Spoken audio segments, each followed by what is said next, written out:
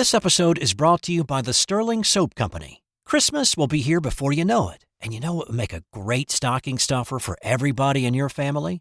Sterling Soap. From bar soap to shave soap, beard balm to lip balm, aftershaves and lotions, Sterling Soap has something for everyone on your list. Check out their seasonal soaps that will complement the scents of your home this holiday season. And they're more than just soap. They also have a full line of coffee straight from the Sterling Roastery. Find their full line of products at sterlingsoapcompany.com. Looking for the perfect gift for that basketball fan in your life? Well, I've got a book for you. It's called Basketball Now. Newly updated for 2025, it spotlights 50 of the NBA's top stars. Think fast breaks, clutch threes, and buzzer beaters. Captured in stunning photography with sharp, readable analysis. From rising stars to veteran icons, this book is a courtside pass to the game right now. Wrap up a slam dunk this holiday season and pick up your copy of Basketball Now today at your favorite bookseller.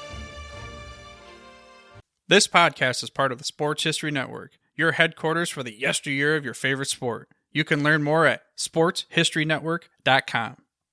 Now let's talk about the Dallas Cowboys. They haven't won the Super Bowl since 1995. Okay? Since January of 96, the 1995 season. Okay? But if you talk to any Cowboy fan, what is the first thing they're going to say? They're going to come up with an excuse of why they lost. They're the next year's Super Bowl champions. They've been the next year's Super Bowl champions for 30 years. Okay? Their team is never bad. They get more ink and more press than any other franchise in the NFL, and they don't win. But you swear with Cowboy fans, you think Cowboy fans really believe that this year is their year. And they've been saying that same song and dance for 30 years.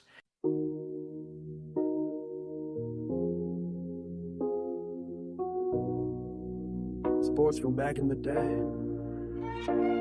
From Atlanta, it's Dana on the mic, talking old school legends, bringing history to life. We go deep like a spiral in the Superdome, back when athletes left the game due to talking alone. Jordan fadeaways, Jackie in the zone, Ali in the ring, man, he stood all alone. From the Negro Leagues to the ABA, we break it all down, yeah, the classic way. It's Charles from the district, straight out the boot. Southern University pride, repping truth in the booth. From Baton Rouge to the nation's capital, legends on deck. Yeah, we factual, tales of the greats, gold chains and all. Baseball, who dreams in that football brawl? No clickbait, no fluff, just the facts we say. It's historically speaking, sports from back in the game.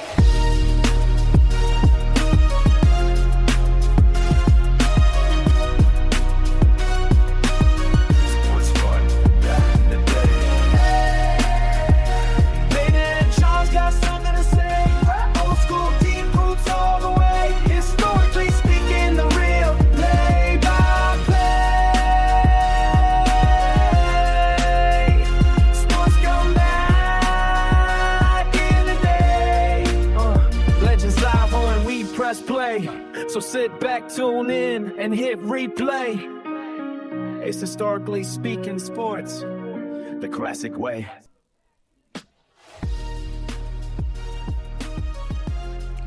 So, what makes a great sports city? That is a topic that is guaranteed to start fights at family gatherings just in time for the holidays, but it could also ruin friendships and possibly get Charles and I banned from several major cities. In this episode of the Historically Speaking Sports Podcast, we are counting down the 5 best and 5 worst sports cities in the United States. That's right, we're talking about places where championships practically grow on trees and the places where hope goes to die. We're celebrating the cities with parades every other year, and we're also checking in on cities whose fans have aged 40 years waiting for that one shining moment. We've got loyal, the legendary, the tortured, and the downright tragic. And don't worry if your city is on the worst list, just remember we're not laughing at you, we're laughing with you. Emotionally, spiritually, and most importantly, historically. So grab your foam finger and your face paint, maybe even a box of tissues, depending on which list your hometown ends up on. And let's dive into the 5 best and 5 worst sports cities in America right here on the podcast that gives you the best of sports from back in the day, the Historically Speaking Sports Podcast, a member of the Sports History Network.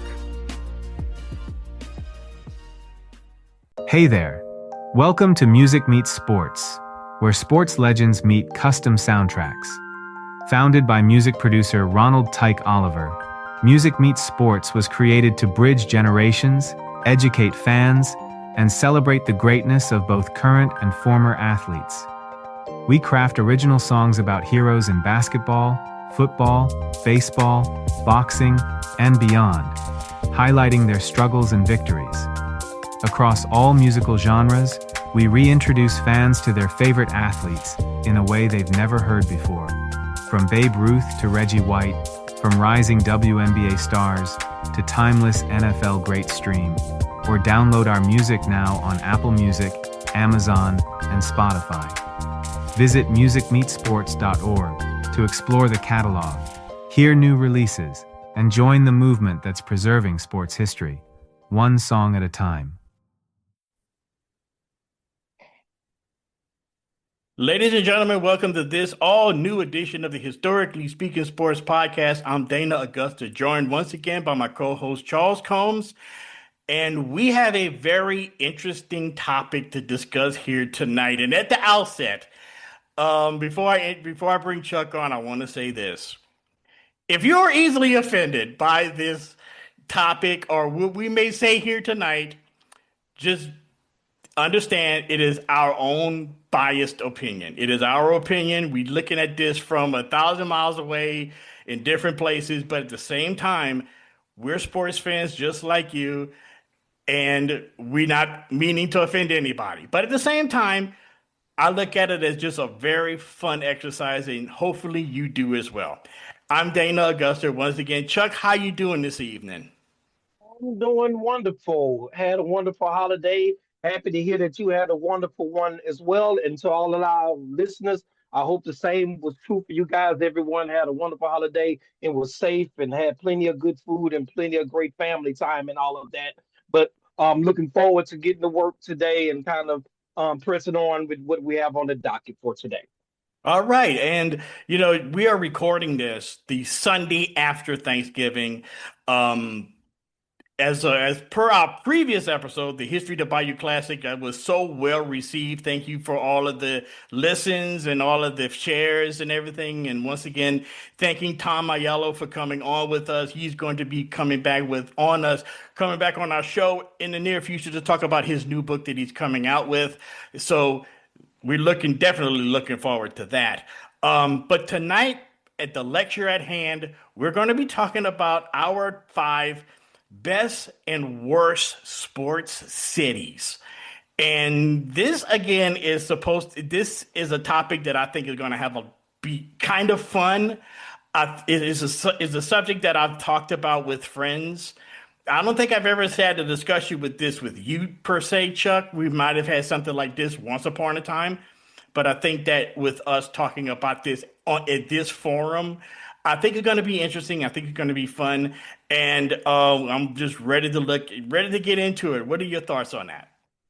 And same here. Just some things we kind of said some things over the years and here and there, but we've never formally had this discussion despite our near 30-year friendship. So very interested to see what comes out of your brain and what you have to say. And then to our viewers as well, if you want to leave some comments in terms of let us know what you think about your cities, because and why. Most importantly, why? Because I'm always here, even though it's entertainment, we have fun. I'm always here to learn, whether it be from Dana himself or even from you guys. I'm always eager to learn and see things from a different perspective. All right, and just to let you know, I really do believe that there's going to be some debate between you and I as far as like what's a good sports city, what's a bad sports city. That's how we operate. You and I are basically two sides of the same coin. We basically have so much in common, but we also have two different perspectives on what we think is good and what we think is not so good. So without further ado, I would like to start off with counting down my 5 worst sports cities to start off with. And we're going to end on a high note with the best, but we're going to start with the worst. And I think that I do my number five and you do your number five and go down the list like that. Okay? That's cool? Right. Works for me. All right. To start things off, number five. My fifth worst sports city, in my opinion, New York. Right off the bat, New York. Here's why. The fan base and the media especially, they're never satisfied. You could literally go undefeated in New York City and have one game where you still won, but at the same time, you didn't look good doing it. New York sports radio and sports media will bring that game up. You might have won the Super Bowl or won the World Series in a sweep, but they will go back to that one game where you didn't look so good. Okay? And they will hammer it over and over and over again. And New York fans are the same way. So my number five on the list of worst is New York. Wow. Okay, we have kind of sort of, although I see your perspective, I adamantly disagree because they Okay. nearly made my best list. And Okay. even though much of what you say is valid, that they're never satisfied, I think that's one of their good qualities, especially in this Okay. day and time where people just take a lot of money. Like for example, I'm sure you heard by now the incident that happened with the Sacramento Kings and Zach LaVine and the fan Yeah. about that. That's kind of like a similar sentiment that New York fans have, even though they're never satisfied. It's kind of a fine line. They also can resonate with hard work and effort because I think a Mm-hmm. lot of times with New York, they can even if you don't have the most talent, they will accept it if you're playing hard and giving it all you got and playing up to your talent.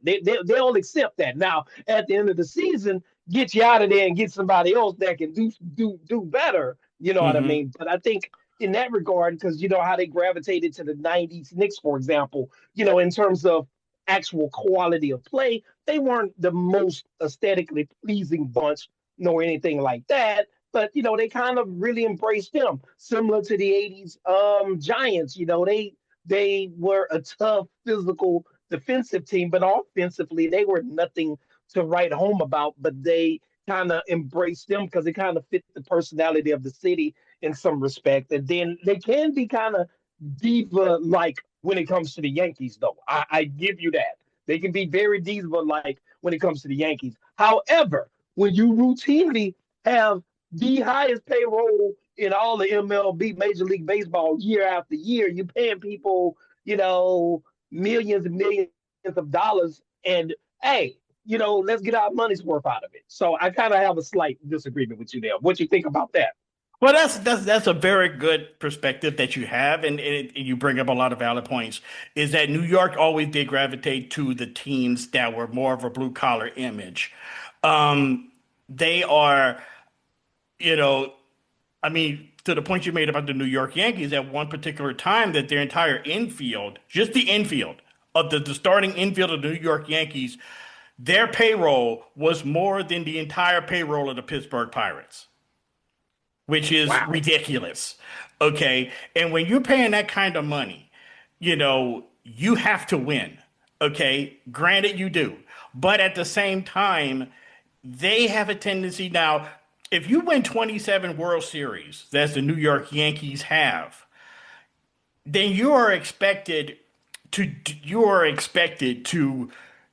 be a little bit diva like. I give you that. But when you have teams like the New York Jets that are like perennial losers, but every year a lot of people kind of like want to try to pencil them in, and then they talk bad about them on New York sports radio. It's like, dude, you're a bum team. What do you expect? You know what I mean? So Mm-hmm. I think with I put in New York there simply because of mostly the media, because the media is the hardest group of people in New York to work for. They say if you can make it in New York, you can make it anywhere. Well, yeah, that's true with show business or whatever that quote is attributed to. But at the same time, it's true for sports. If you go to New York City and you make it there, you could pretty much play anywhere, That and is be true. success. You could pretty much play anywhere, even Philly, which I will get to in a bit. But um, not to foreshadow here, but it's New York has always been that place where if I was a pro athlete, that'd be like one of the last places I would want to play. I understand that. Now, in terms kind of like a kind of slight pivot in terms of New York still. Um, One thing I've always loved about New York, I'm a huge boxing fan, Yes, and of course. I've been to several fights in New York City. There's nothing like fight night in New York Oh City. yeah, absolutely. Nothing It's a like it. it's it tradition. it's There's something about it with the historical standpoint about it, with it being in Madison Square Garden or wherever. You know, is there something about it? Yes, and it's just fight night in New York. It's just a wonderful experience and all of that. And then my last point in positivity about New York, and I kind of understand everything that you're saying and all of that as well.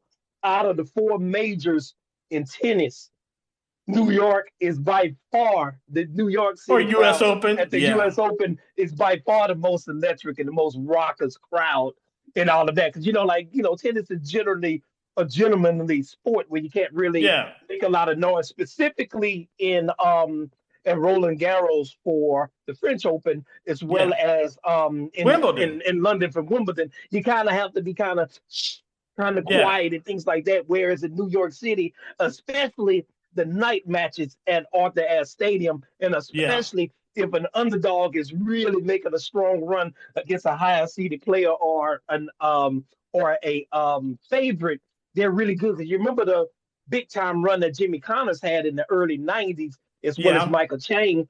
The crowd just fueled them round after round, and Jimmy Connors yeah. was well past his prime. So I kind of like New York in that respect because what you see is what you get.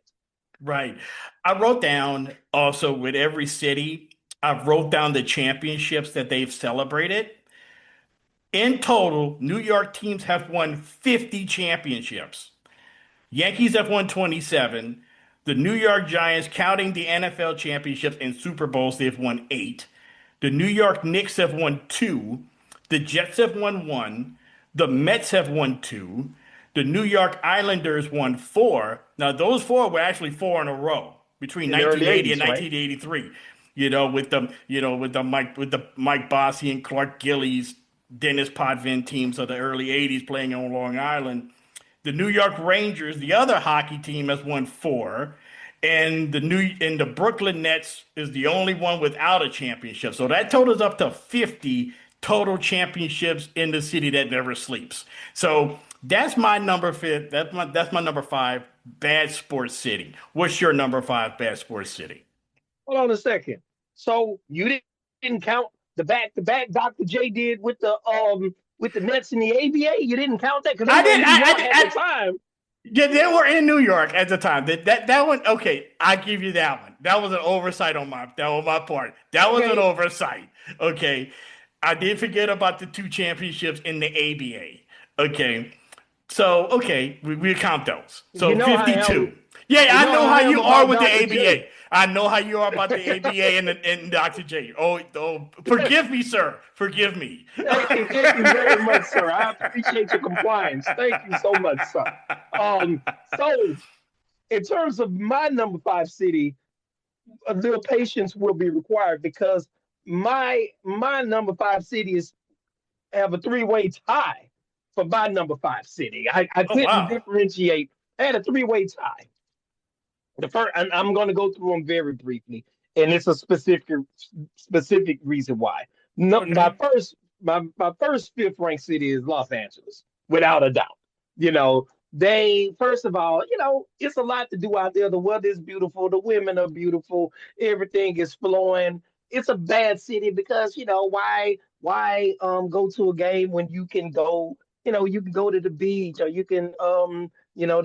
they got beautiful women, as what the guy said, Sergeant Taggart told Axel Foley in Beverly Hills Cop 2, man, and they're talking about it was a tall blonde woman referring to Bridget Nielsen in Beverly Hills Cop 2. He's like, well, Yeah. that's not abnormal. 6 foot tall, blonde, gorgeous women growing trees out here, Axel. So Yeah. it's kind of difficult with all of the other things going as far as sports wise. And I also think it's a bad city as well because, as you know, and I know, they've kind of always had trouble hanging on to franchises. They've had a lot of upheaval as far as the NFL is concerned in terms Yeah. of franchises. As far as you remember when we grew up, they had the Rams were in Anaheim, and the Yeah. Raiders shortly moved to Los Angeles shortly thereafter, Yeah. and then went back to Oakland for nearly 30 years. And now the Rams went to St. Louis, came back. The Chargers left San Diego. San Diego went to LA, and it's out despite the population and the popularity, it's never been a vibrant market as well. And then another thing against them is also Dodger fans. They're just so crude and rude. And you would think someone that I understand the passion for winning, but you think someone that wins a lot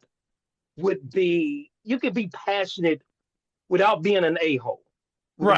without Yeah. without being an a-hole, without hurting people. And I'll never forget that opening day. What was it? It's probably like in the late 2000s when they jumped that guy from the Giants, right? From the Giants Giants, fan. He right? was taking his daughter to the game. I'll never forget that. They beat that guy, and then he wound up with all type of disabilities that persist to this day. And it's kind of Hmm. it's not an uncommon occurrence to see LA fans jumping on people and fighting people. Because when the Raiders were in town, same thing. You know what I Right. mean? Like, come on, it's not that serious. So, Right. anyway, do you want to jump in before I move to my next city, or you want No, me to go go ahead. through them first? Go ahead. Okay. Go ahead. Go ahead. Go through them. The second worst city is the city of Miami. Enough said. Kind of similar reasons for LA, but they just never really been supportive of their teams. I.e., like the Marlins in baseball. The Dolphins through the years have had inconsistent support. If they're winning and have a lot of star power, everyone is out, everyone is up, everyone is out, and kind of similar to what you said about New York. I think the inverse is the case in Miami. Like, fielding a hard-working, hard-hat team doesn't quite cut it in Miami. They No. want some sort of star power, Right. because they want some sort of glitz and glam, and all of that with them. And I always remember not only with the Dolphins, and I'll never forget with the Heat when in 2013 in Game 6 when the Spurs had the 5-point lead with like 28 seconds to go in Game 6, and they started bringing the gold ropes out. Remember, all of the Heat fans left the arena. Started walking out. And then when Ray Allen hit the shot to send them to overtime, they were trying to Get back in the game. into the building and all of that. So that's really was the personification of their fair weather nature. Right. So Okay. that's them. Third city, Philly. They just, for similar reasons to LA, just I've been there, I've spent time there. They just love to be rude all the time. And then you know the type of person I am. I am a Yeah. very nice, I am a very sweet guy. But then, you Don't piss you off, though. Don't piss you off, it's though. like, well, me, it's like, well, what's happening? What's up then? Then Yeah. I was like, oh no, I was just, we were just talking. No, you talk that stuff. What's up? What's up? Well, my kids with me, man. Your kids and your wife were with you when you were popping off at the mouth. I don't care about none of that. You know what I mean? But usually he be like, "Oh, chill out, baby." So Yeah. But anyway, they're very rude and just nasty, just to be nasty. So much so, you remember they used to have a jail cell at the bottom of the vet. Yeah, during absolutely. The infamous, and what all was of it? that. The infamous 800 section of Veterans Stadium. Yes, and just nasty. And then they're nasty in all sports. And then the this takes the cake for me.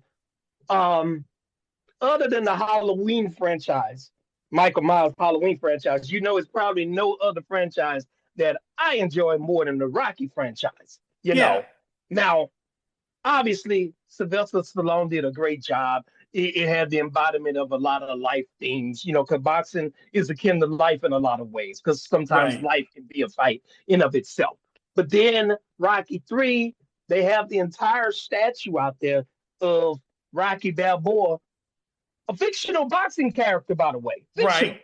Fictional. And Right. then, however, it takes Joe Frazier, the actual embodiment of it, who's a Philly native too. Who's a It Philly takes native? him during the 50 years to get a statue, you know. Right. And it's just like, you know, man, and it's obvious reasons for that we don't Yeah. Yeah. obvious Yeah. reasons for that. But still, come on, that's kind of crass and kind of BS to me. So they on the Okay. list.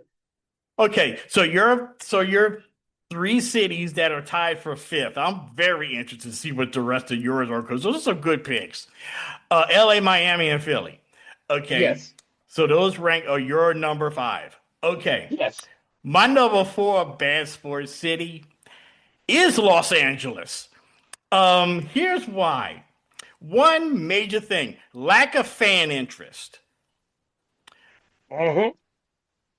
Okay, you made the point that you had the Rams, which were profitable. Now, you got to remember, the Rams for like 40 years had played in the Los Angeles Coliseum as a home.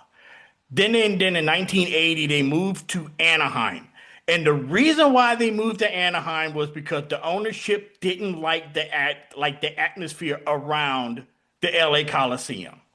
Okay. And and I think that's kind of emblematic of the Rams. They have so many distractions. That's another thing. They have so many distractions, as you said. You have the beach. You have tall blondes and models and everything walking around. There's so many other things to do. So many outside distractions. If I had to coin a phrase for the average at Los Angelino fan, is come late, leave early. They always talk about, well, the traffic on I-5 or the 405 or whatever was preventing people from getting here to the game. Whatever, bruh. Y'all just want to come here, see who you see, and then walk out. The thing that you brought up about the Dodgers is one of the main reasons why I put them on the list. But there's also another one. All of the teams that are in Los Angeles came from other places. And if you notice that the teams that came here, that came to LA, were good before they left. Okay, for example, the Lakers. The Lakers were coming off of their dynasty in Minneapolis. Okay, and then they arrived in Los Angeles, but it took them 12 years to win an NBA title. They didn't win an NBA title until 72, and then they moved there in 60. Okay, the Rams arrived in LA the first time, that is. The Rams arrived in LA in 1946, the year after they won the NFL championship in 1945, while they were in Cleveland. And then the Dodgers, of course, came in 1958, right after the end of the Boys of Summer era in Brooklyn. So every team that the Rams had pretty much had that was of any providence were already good when they arrived, which gave Los Angeles fans, I think, a little bit of like, you know what? We got it good here, and screw everybody else. If you become good, we could take your team, which is another thing. You remember that long period when LA didn't have a football team. What was the one team they kept bringing up to move to Los Angeles? You remember? Well, I heard the Saints tied to them a lot in The those days. Saints, the Saints was one, but there was another team that they were looking to try to bring to LA, and that was Jacksonville. But they didn't want You're right. Jacksonville, and the reason why they didn't want Jacksonville was terrible. And people were afraid that if they brought the Jags to Los Angeles, nobody would go.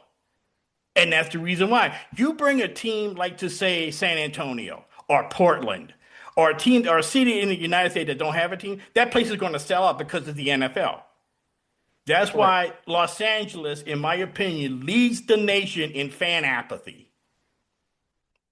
I agree with that. And they lead in fan apathy. It's like, okay, if you're good, we gonna show up. But if you're not good, well, they got something going on over there at Manhattan Beach, so let's go over there. You know what I mean? And Correct. that's just the way it is in LA. From what I can tell, that's just the way it is in LA. And I Yeah, was correct. surprised when my Chargers moved there. And I think they're still feeling the effects of that. If they stayed in San Diego, it wouldn't look like every time they played a nationally televised game that half the SoFi Stadium is for the other team. Yes, but it just looks like that they like LA for a lot of the reasons that we kind of discussed regarding Miami. They kind of don't want like necessarily a hard hat work hell type of team either. Because you have No, to remember even going back to how glam and glitz and glam the LA Express uniforms were in the USFL with Steve Young. right. Remember that? Yeah, with And Steve, yeah. you remember like even USC, they kind of the run with Pete Carroll, they had like a kind of a rock star type of image due to the individual stars that they had on that team. So it's kind of like even if they are solid, they have to have they have to be basically the best team in the league, along with a lot of rock star appeal affixed to that team in order to really draw well. Okay. Now when you talk about LA, and I just thought about this, and I told it to a friend of mine, and he's a Laker fan. And and he asked me, what would it take for the Lakers to become relevant again? Other than moving away from LeBron James. And I told him LA is a special case because the Lakers will never rebuild the way that you're supposed to. In that, basically tear the whole thing down and pretty much start from scratch. The Lakers will never do that. And the reason why that is, in order for you to win, in order for you to be successful in LA, not only you have to win big and you have to look good doing it. Okay? And having just winning games in LA is not enough. It may be enough in New York, where if you win and you win ugly, then that's fine. In LA, you have to win big, and you have to look good doing it. Okay? That's the pretty much Los Angeles fans to me in a nutshell. I agree 1 billion% that is 1 billion% accurate. That they just have to, you have to look a certain way winning, and they'll Yep. even take even if you don't win it all. If you're just in the running and you look pretty good, well, take the Lakers out of it. Well, never mind. Well, in football, let's just say in football rather, because that is no tolerance for that as far as NFL. I mean, I'm sorry, Major League Baseball nor the NBA. They're not quite as tolerant in those areas. Okay. Now, for the LA championships, the Dodgers have won 8 World Series while being in Los Angeles. The Lakers have won 12 NBA titles while being in LA. They've won 18 overall as a franchise, but only 12 in Los Angeles. The Rams have won 2 NFL championships, 1 Super Bowl, and 1 NFL championship. The LA Kings have won 2 Stanley Cups. The Anaheim or Los Angeles or California or Los Angeles Angels east of Covina Angels have won 1 World Series. The Anaheim Ducks have won one Stanley Cup, and the Clippers and Chargers are both without a title. So that's what you have for the roll call of championships in the city of LA. Now, your number 4 bad scene. My number 4 bad city is none other than San Antonio. That's my number 4 bad city. Okay. Because they don't have. It's pretty much for one reason only. But because they're the only professional team that they've really had are the San Antonio Spurs, and the Right. Spurs in our lifetime they've always been decent. Starting with George Gervin, Johnny Moore, Artis Gilmore, them Alvin Yeah. Robinson, they were solid in those days. And then you had the Robinson, Sean Elliott, Willie Anderson era where they were very good, couldn't get over the hump. Then Pop came in with Tim Duncan, and then they've kind of been one of the pillars of the NBA ever since. Quick history lesson, folks. But Right. anyway, one reason only, NFL. That's why. Never forget 2005. Hurricane Katrina ravages New Orleans rather, and damages the Superdome. So the Saints couldn't host their home games. So they and NFL made the agreement that the Saints would play a portion of their home games and at LSU in Baton Rouge, which I went to a couple of, because I was still living in Louisiana at the time, with the other half in Louisiana. Now you remember when they first went to San Antonio, they were like, "Well, welcome, Saints. We're not here. We just here to support them while they're here, and all of this and all of that." Meanwhile, the entire time behind the scenes, they're trying to snake the city of New Orleans from behind and steal the franchise. Because you remember the Yep, that's owner at the true. time, Tom Benson, had San Antonio ties. So the entire time they were trying to sneak to steal the Saints from New Orleans at the worst possible time. And ironically, someone who has been the thorn in the side of the Saints throughout his 10 years commissioner. And I'm talking about none other than brother Roger Goodell himself. He stood up for New Orleans, and he stood up for New Orleans and refused to approve, even let them even vote on moving to San Antonio. He shut that down, and then they rebuilt New Orleans. Then hired Sean Payton. Then Drew Brees came in, and the And the rest is rest is history. history.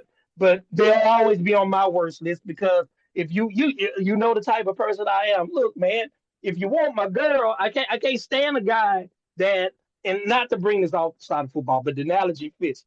I absolutely hate a guy who will try to what, as the OJs would say, smile in the face all the time, trying to take your place, backstabbers. You know what Yeah. I mean? Yep. You don't have to try to pretend to be my friend, and then the whole time you trying to snake my girl from under me. Look, you Right. just come to me and say, "Look, I want your girl." Then I'm just simply gonna say, "Look, man. Hey, brother. So obviously you want her. I'm gonna ask the girl, look, do you want him? If the answer is yes, absolutely. Leave me Yeah. out of it. Because two things I don't have a hard time garnering, folks. I don't have a hard time garnering respect, not because I'm a super duper tough guy. It's because I treat everyone with love, courtesy, professionalism, and respect. And I've never had a hard time attaining women either. I'm Yeah. not Idris Elba, but I'm not Beetlejuice either. You know what I mean? So, I'm somewhere in the middle. I'm not him either. So that's kind of what San Antonio tried to do: mask their intentions, trying to make it seem like that they were an ally of New Orleans and the South Louisiana region at the time, when the Right. entire time they had other aspirations and other plans. Right. Well, San Antonio has, in my opinion, is very unique. They not on my list. Neither is Portland, neither is Orlando, neither is cities with one franchise. I try to avoid those because it's too easy. There's none on my list that have two franchises. Every city on my list have three or more franchises. Okay. San Antonio has always been known as having some of the best and most knowledgeable NBA fans around. All right. But there is just something about the San Antonio Spurs that seems cold and mechanical. I did a podcast episode once. I called them the Invisible Empire, the Invisible Dynasty. It's like if any other team would have had the success that the San Antonio Spurs have had under Greg Popovich for that length of time, you would hear so much about them that you'd be sick of hearing about them. Okay? But you don't hear about them. They're invisible. Their fans are very knowledgeable, and from most accounts, I have a friend of mine who lives in Houston, and he goes to San Antonio Spurs games whenever the Rockets play out there, and he tells me all the time that they're some of the nicest fans that you could meet. However, I did hear that story about the Saints when they moved to San Antonio for that half a year, and I think I'm surprised that San Antonio didn't try the same thing Oklahoma City did. Was like, okay, since we can't get the Hornets or the Saints to come here, we're just going to petition the NFL to expand because they already have have an NFL stadium in San Antonio with the Alamo Dome. They're just sitting there, and they just host like maybe a high school game here, the Alamo Bowl there once a year, and that's it. So that was kind of interesting that had never happened number four. So your number four is San Antonio, which is a very interesting choice, in my opinion. I can't disagree, but it's an interesting choice. My number three, going to number three. In this city here, it goes like, okay, the good has to suffer for the bad. Okay. And mostly because of one team's fan base that ruins it for everybody. That number three city is Dallas, Texas. Oh my God. And you know what I'm talking about. I'm talking about obnoxious Cowboy fans. One team, I have it written in my notes, one team makes it bad for all the others. Cowboy fans are the most obnoxious in all of sports, and they are the most entitled for no damn reason. Period. They are the most, and they give all the other teams, the Texas Rangers, the Dallas Mavericks, and the Dallas Stars, give them all a bad name, because they're guilty by association. Now let's talk about the Dallas Cowboys. They haven't won the Super Bowl since 1995. Okay? Since January of 96, the 1995 season. Okay? But if you talk to any Cowboy fan, what is the first thing they're going to say? They're going to come up with an excuse of why they lost. They're the next year's Super Bowl champions. They've been the next year's Super Bowl champions for 30 years. Okay? Their team is never bad. They get more ink and more press than any other franchise in the NFL, and they don't win. But you swear with Cowboy fans, you think Cowboy fans really believe that this year is their year. And they've been saying that same song and dance for 30 years. They're a self-proclaimed America's team. First of all, who the heck gave them that name? America's team? If there is such a thing as America's team, which I don't think there is such a thing, but if there was a name of America's team, it may be somebody like the Bears or the Steelers, where you have fans everywhere, and they're kind of universally liked. Cowboy fans, you either like them or hate them. There is no in between with them. And the Cowboys have won 5 Super Bowls, last one being in 1995. The Rangers have won 1 World Series fairly recently. The Mavericks have won 1 NBA championship, and the Dallas Stars have won 1 Stanley Cup. Now, do you agree with that statement of Dallas being a bad sports city? I want to hear your take on that. Oh, absolutely. Because I've spent some time in Dallas, and to your point, every time of being here in DC, because before the Redskins integrated, Dallas was the southernmost team, and so since they were the last team to integrate, they have a legion of historical Cowboy fans here. And to your point, with the little mini run that they've had the last few weeks, that's all people are saying. Here, we're gonna go to the Super Bowl. We're gonna go to the Super Bowl. First of all, and then secondly, to your point, they haven't won in 30 years. Just for some perspective to yourself and our listeners, you remember 30 years ago, you and I were in school. 30 years ago, we both still had hair. 30 years ago, Tupac was still alive. 30 years ago, the internet just started. Now that tells you how long ago that was, and they can be obnoxious and just a lot of times just unknowledgeable. And to your point, every time they lose, it's a reason why, or every time you point out when they lose, you're a hater and all that. You hate on the Cowboys, and it's always just a reason why. So I agree wholeheartedly with that sentiment. Yes. Okay, so Dallas is my number 3. We already went through it. The Cowboys have won the most Super Bowls in the city and the most championships in the city with 5. And all the others, the Stars, the Mavericks, and the Rangers have won 1 World Series. Now, and I forgot about this. The Rangers, they're a very good team, but I just think that they're geographically challenged in that the heat of July in Arlington is probably crazy as heck. Is fact that old Arlington Stadium, before they moved into the ballpark at Arlington, the old Arlington Stadium was known as the frying pan because of how hot it would get, and the stadium was actually shaped like a frying pan. Then they moved in this brand new Globe Life Field where they held, the World Series during COVID there. Beautiful ballpark. They needed, if any team that needed a retractable roof ballpark, is that one. The Mavericks, you had a crazy owner with with Cuban, but they won a championship with one of the greatest players I have ever seen in my life, in Dirk Nowitzki. you know. And then the Dallas Stars won the Stanley Cup. I think the first Southern-based franchise to win the Stanley Cup ever. Don't quote me on that, but I really want to think they did that in the early 2000s. So Dallas, if you took the Cowboys out of it, okay, and just with those fan bases for those three teams, they would be one of the better ones. But the Cowboys just make it bad for everybody. That's just my opinion.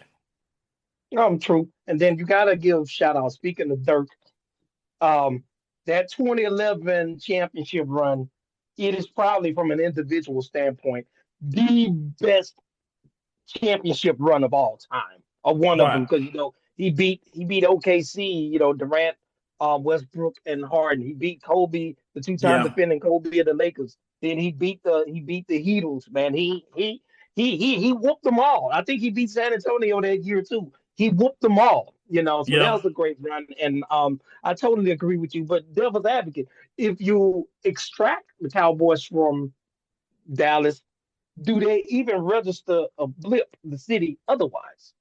I don't think they do. I don't think they do because they once upon a time, and I told this story to my nephew doing Thanksgiving, because I made the comment that it would have really been really cool if the Chiefs played the Cowboys on Thanksgiving Day. It would have been really cool if the Chiefs would have wore their throwback uniforms when they were the Dallas Texans in the early days of the AFL. He had no idea that the Chiefs came from Dallas, and they were once upon a time the Dallas Texans. Mhm. And I would thought that would have been like really cool if they would have done that. I think the NFL missed out on that opportunity because the uniform, the only thing that would have been different was the helmets. Everything else would have been stayed the same. Um, but would Dallas register as a sports city? I don't think it would be a small market for sure. It would be like a city like on the same level as say like a Pittsburgh or a Milwaukee or something like that. But what really sets Dallas apart as a sports city is obviously the Cowboys and obviously the amount of money and prestige the city of Dallas has nationally. That's the Yes. only thing that really sets it apart. Okay. Yes, I agree with that. Okay. So, who is your number three? My number three is none other than San Francisco. They're my Hmm. number three, San Francisco. Okay. Part of this because throughout our childhood, up until 2002, the Saints, all of them used to be in the NFC West. So the Saints and the 49ers were rivals as much as you could say that, even though they used to always beat us like in the late 80s and early 90s, during the Jim Moore era that we covered a few weeks back and all of Yeah. that. But just kind of similar to um, Philly fans and some of the other fan bases, 49er fans can be really cruel too, because I'll never forget that in that 2011 year, which is crazy because Saints finished 13-3 and had to finish finish with a wild card, couldn't get one of the buys because the Packers and the Niners both finished 13-3 as well and got the buys. And Yeah. honestly, I think that 2011 Saints team was probably the best team of the Peyton Breeze era. That's when they had Jimmy Graham, Darren Sproles, Breeze, all of Yeah. that. They had to go to San Francisco. And you remember that classic divisional game when the Saints came back from 17-0 and almost won the game until Yeah. they couldn't Uh-huh. stop Vernon Davis on 3rd and 10. But Yeah. anyway, I had a lot of people I personally knew that went to that game, and they all that they could talk about was just how nasty the 49er fans were. and how many of them nearly got into altercations and stuff like that, Really? especially when it looked like the Saints were going to come back and steal the game. It was really it was getting really bad and all of that. And that's first. And then secondly, for another reason, is because you know the Warriors, Golden State Warriors, started out in San Francisco, Yes, and they then did. then eventually they had to move to Oakland, and then for years and years they were the franchise. Even though it was always a fun team to watch, they were dormant. But Oakland held them down and all of that. And then what do you know? Once the and I'm definitely oversimplifying it for sure. But what do you know? Soon as the Splash Brothers and the Dub Dynasty is established with the cast of characters who need no introduction, all of a sudden San Francisco, please come back.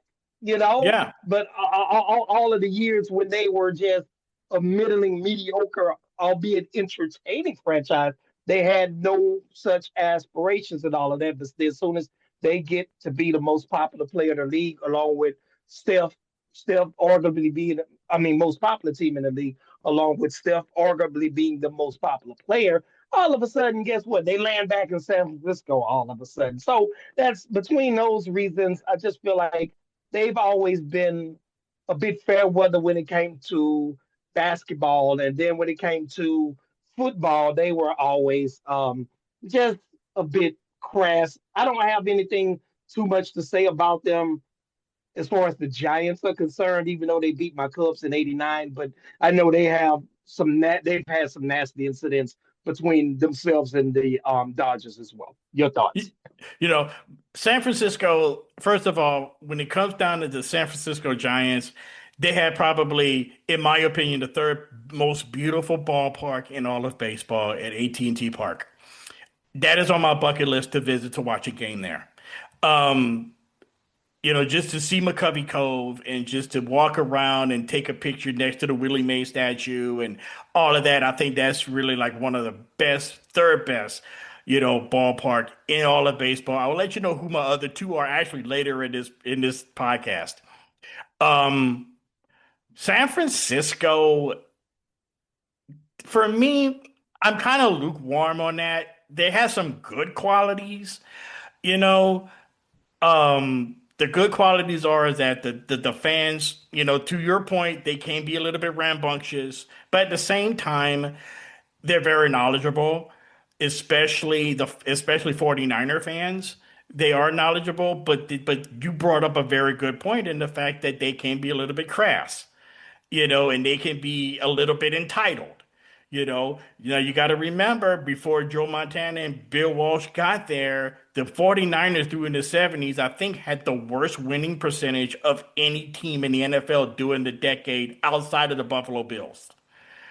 So that's something to say, and they didn't be once they became good, then they kind of like let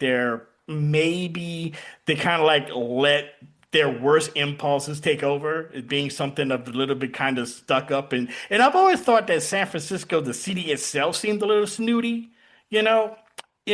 They're a very liberal city, but at the same time, they seem like they would be quick to turn their nose up at other people that are from other places. So I take your point, and it's a good point, and San Francisco is a very interesting choice too, and I kind of agree with you on that.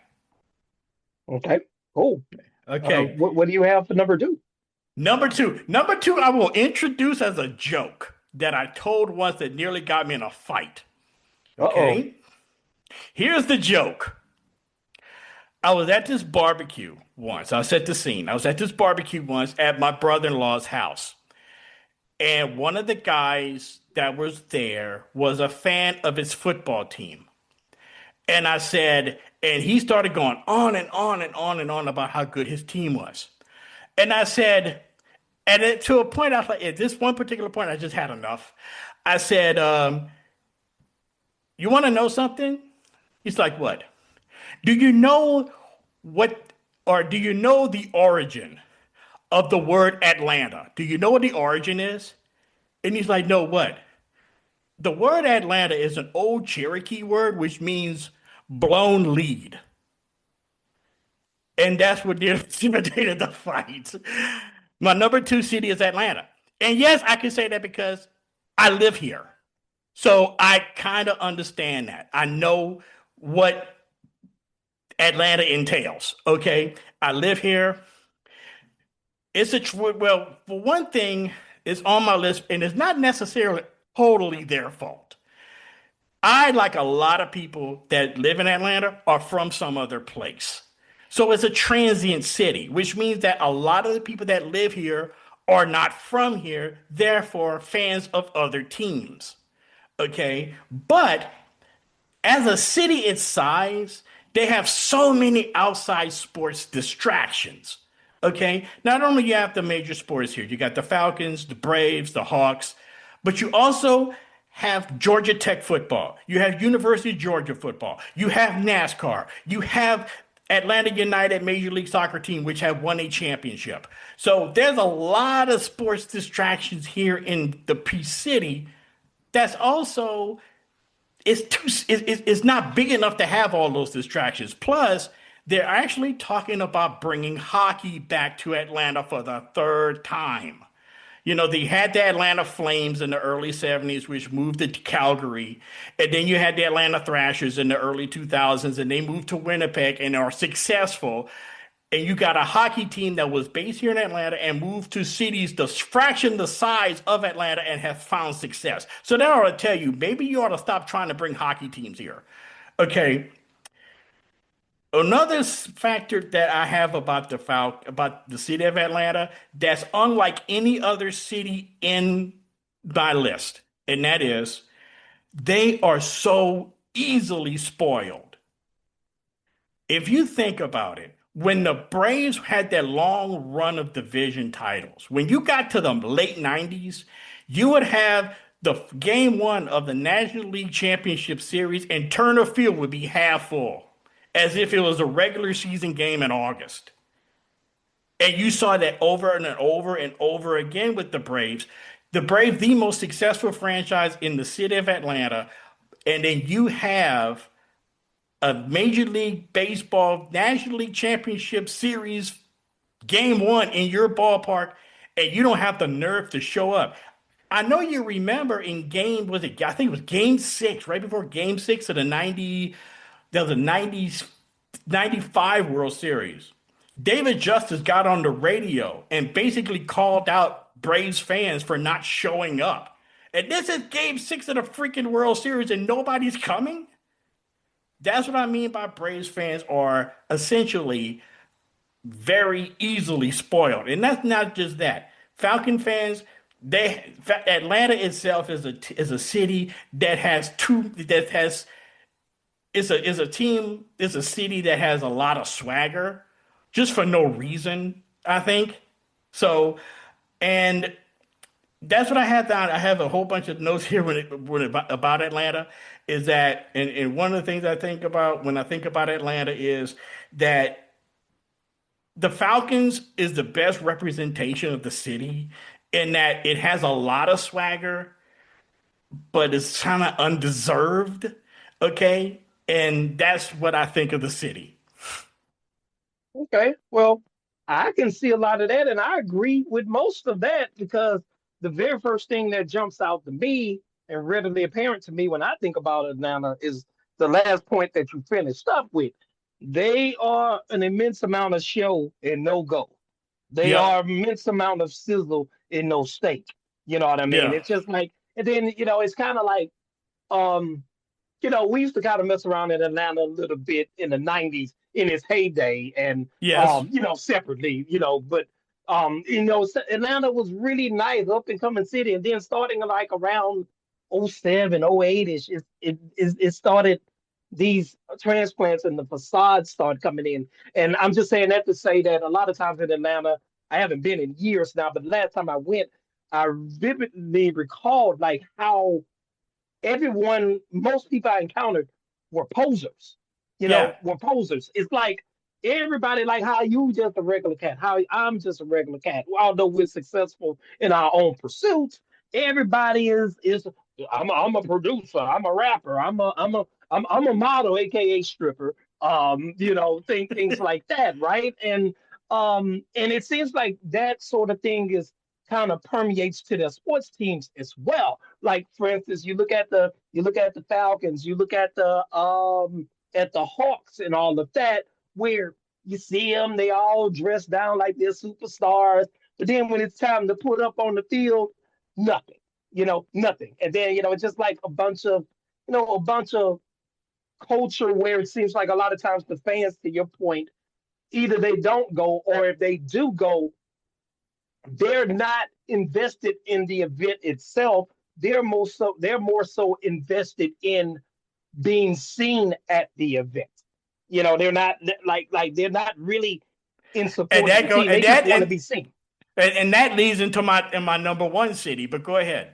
Yeah, and so it seems like it has a lot of that, a lot of sizzle and a lot of no steak. Now, to your point, the part that I can possibly dissent with is the point about the Braves number one, in the game and the early division around the LCS.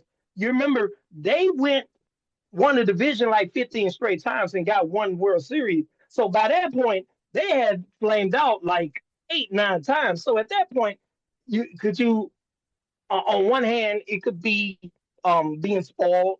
On the other hand, it could possibly be disgusted because it's like, okay, I'm not going to get up here and go and pay all kind of money to see you guys in Game 1 of the World Series just for Bobby Cox to go, Bobby Cox and Tom Glavine in particular, to go and blow the World Series one more game. You know what I mean? Yeah. So just stay home. I've seen this movie a million times. It's just like the third Smokey and the Bandit. By now, Jackie Gleason jokes just didn't hit the same. He couldn't Right. even save it. And it was kind of like I think, although it is some entitlement to your point, but I also think it was some sort of disgust, kind of like, okay, we've already seen this movie several times. We know how it ends. Why get emotionally invested?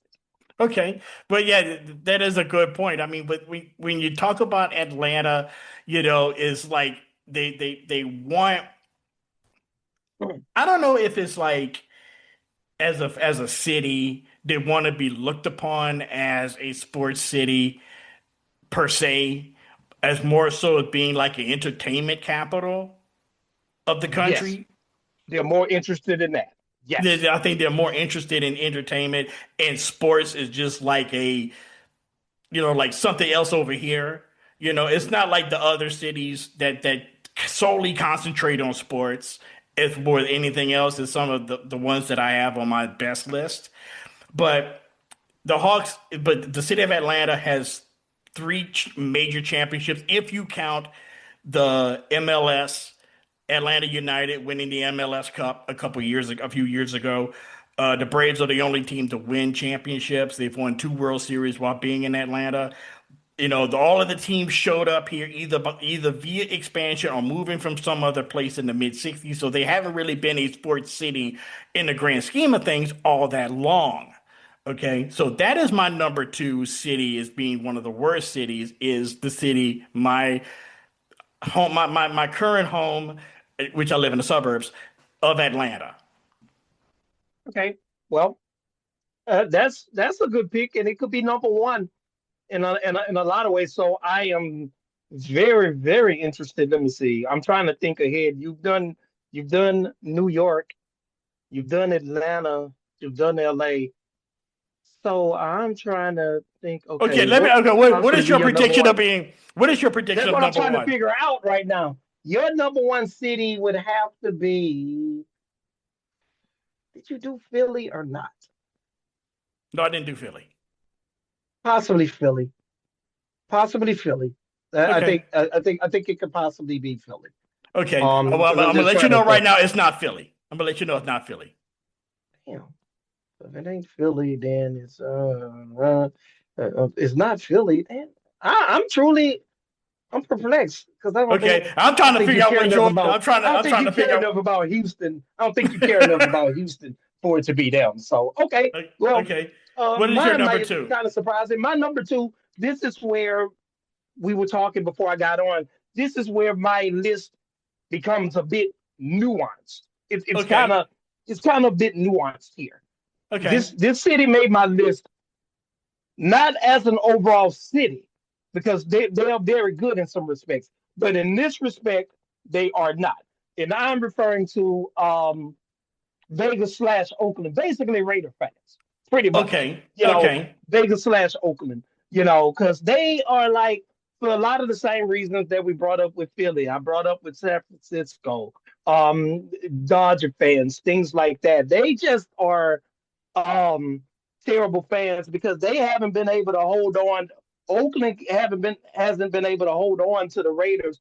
They've lost the Raiders twice in our lifetime. Because remember what was it? The Raiders left in 81 or 82 because Yeah. they won Super Bowl 18 and 83, and they were in Los Angeles by then. Yes, yeah. And They then were they were commuting back and forth from Oakland to Los Angeles. And I think they had permanently set up residence in Los Angeles.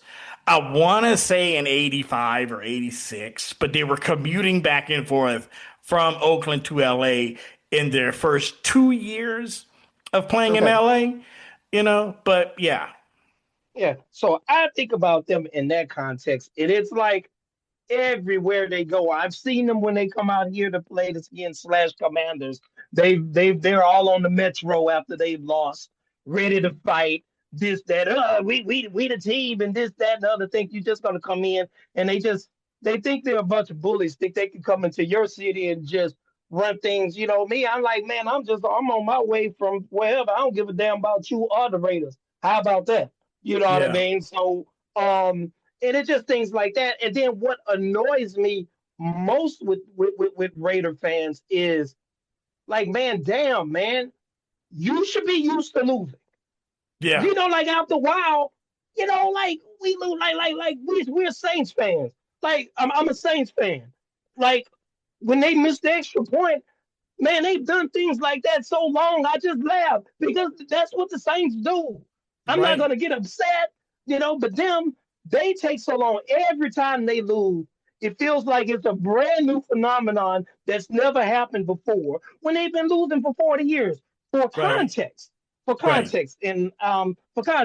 last time they won, 1983 season, they beat the Redskins and they beat the Redskins in Super Bowl 18 in early 84, but it was the 83 season.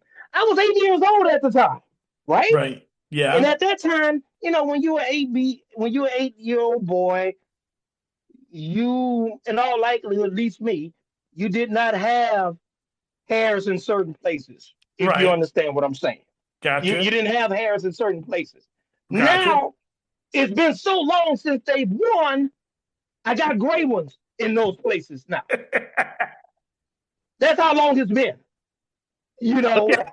Yeah, you're right. You're absolutely right. Yeah, you're absolutely right. It's been It's been a minute. Now, my dad is, and people who've listened to this podcast long enough know, my dad is a diehard Raider fan.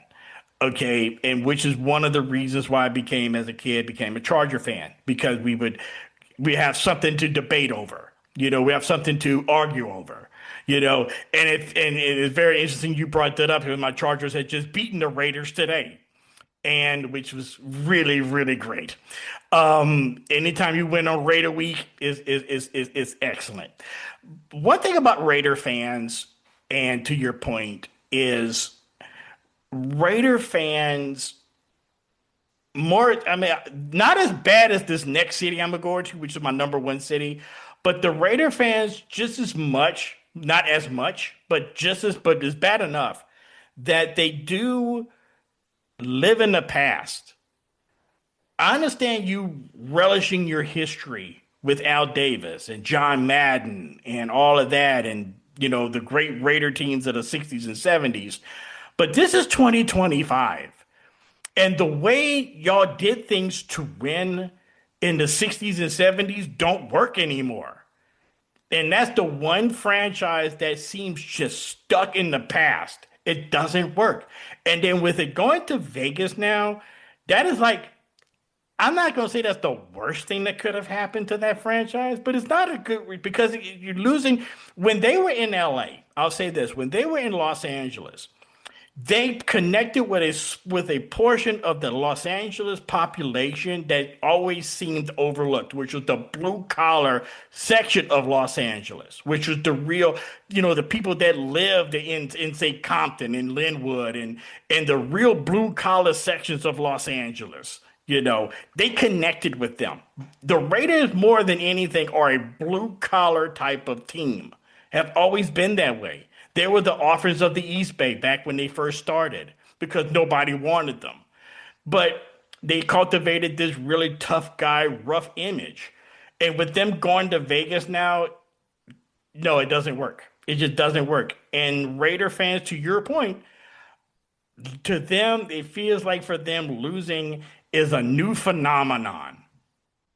And it's like, as a Charger fan, we know we have blown more leads in regular season games than any other team since 1990. Look it up. It's true. We've lost a lot of games. We've blown a lot of leads. So here you go. Okay, few things. I have a couple things to say in the question for you. Okay. First of all, regarding the Chargers, right? Dude, the last time you consistently lost to them, San Diego Chicken was still running around. Yes. The last time you've consistently lost to them. Secondly, Raider fans, and I'm not trying to insult them. I'm just telling the absolute 100% truth. A lot of these guys, especially I think, especially the guys that are our age and below, they know John Madden from the video game and perhaps from his broadcasting. Most of them are not even aware that John Madden was once the coach. Lastly, my question. Now, in terms of the resonation of the Raiders with LA in the late 80s and the 90s, do you think that some of it was just happenstance? Some of it was just, look, what do I mean, Dana? This is what I mean. Like, a lot of times, that was the chosen attire for the ascension of NWA and gangster rap. They were wearing Raiders gear. And it became so popular, remember, that the Chicago White Sox changed their entire color scheme trying to cash in. So did the LA Kings, remember? The LA Kings. All of them changed their entire color scheme trying to cash in on that. So do you think that played the biggest role? Yeah, absolutely. In their ascension. Okay? Yeah, it did. It really did. It was like, okay, when during the 80s, you remember, the Rams were playing out in Anaheim, okay, before they moved to St. Louis. They were playing in Anaheim. They played in Anaheim for 13 years or so. And the Raiders had took up residence in the Coliseum. Now, to those of you, I'm not from LA, I've never been to LA, but I know for a fact that the LA Coliseum is close to downtown LA. So it kind of got the local, the people that lived around the Coliseum, the more the blue collar workers, to gravitate towards them. And and most of the people that lived out in the, like in the suburbs of Los Angeles, like maybe, Anaheim, Manhattan Beach, Pacific Palisades or whatever, they became Ram fans, okay, because of the proximity to it all. And I think that the Raiders cashed in on that, and it just added to the cultivation of their image during the 80s when it could have gotten soft by them moving to Los Angeles, because there's a world of difference between Los Angeles and Oakland other than geographically. It's a whole culture shift, okay? And then them going back to Oakland and then moving to Vegas now, that's a real culture shift, okay? And I don't know. I don't think, when I first heard that they were moving to Las Vegas, I'm like, I don't know how that's going to work as far as the Raider image with Vegas. The only way that kind of congruent is if you talk about crime, and organized crime in the 50s, maybe. But that was the thing. That was the only question that I had when they moved to Vegas. Well, I think from that side, and I know we have to move on from that side, from that standpoint, I think a lot of what they were thinking is that they're trying to get on the front end because they could see which way the wind was blowing on this thing. Yes. For example, they already had the Aces. Secondly, a flight from anywhere in Cali to Vegas is relatively short. So the Yeah. California fan base can still support the team even though it's in Los Angeles. Then I think thirdly, they're just in the process. They're just in the process of gaining a lot of professional teams. They already had the Aces. They already had the The Golden Raiders Knights, the jumped hockey, in. then the They Golden got the Knights. hockey team. Yeah. The A's are coming now, and then the Yeah. only thing that they need now is the NBA franchise piece, which either may come via a move, like i.e. New Orleans Pelicans, someone like Yeah. that, or if they expand, and they usually expand. The NBA normally expands in twos because you would have to figure, okay, if the NBA expands again, then certainly spot number one is going to be Seattle. No Gotta questions be. asked. Gotta be. Yeah. Seattle is going to be number one. There's no questions asked. Seattle, they're going to resurrect the Supersonics, which they should, Yeah. but then you would have to figure that um, Vegas would be in the front seat for that second franchise. So I think Yeah. Oakland was trying to get ahead and get established there for the impending sports boom in the city. That's right. Now, my number one city is actually a city that you mentioned, but they're my number one city, and that's Miami, as it being the number one city. Here's why. You mentioned it partly while you were talking about the city of Oakland and when it pertains to the Raiders.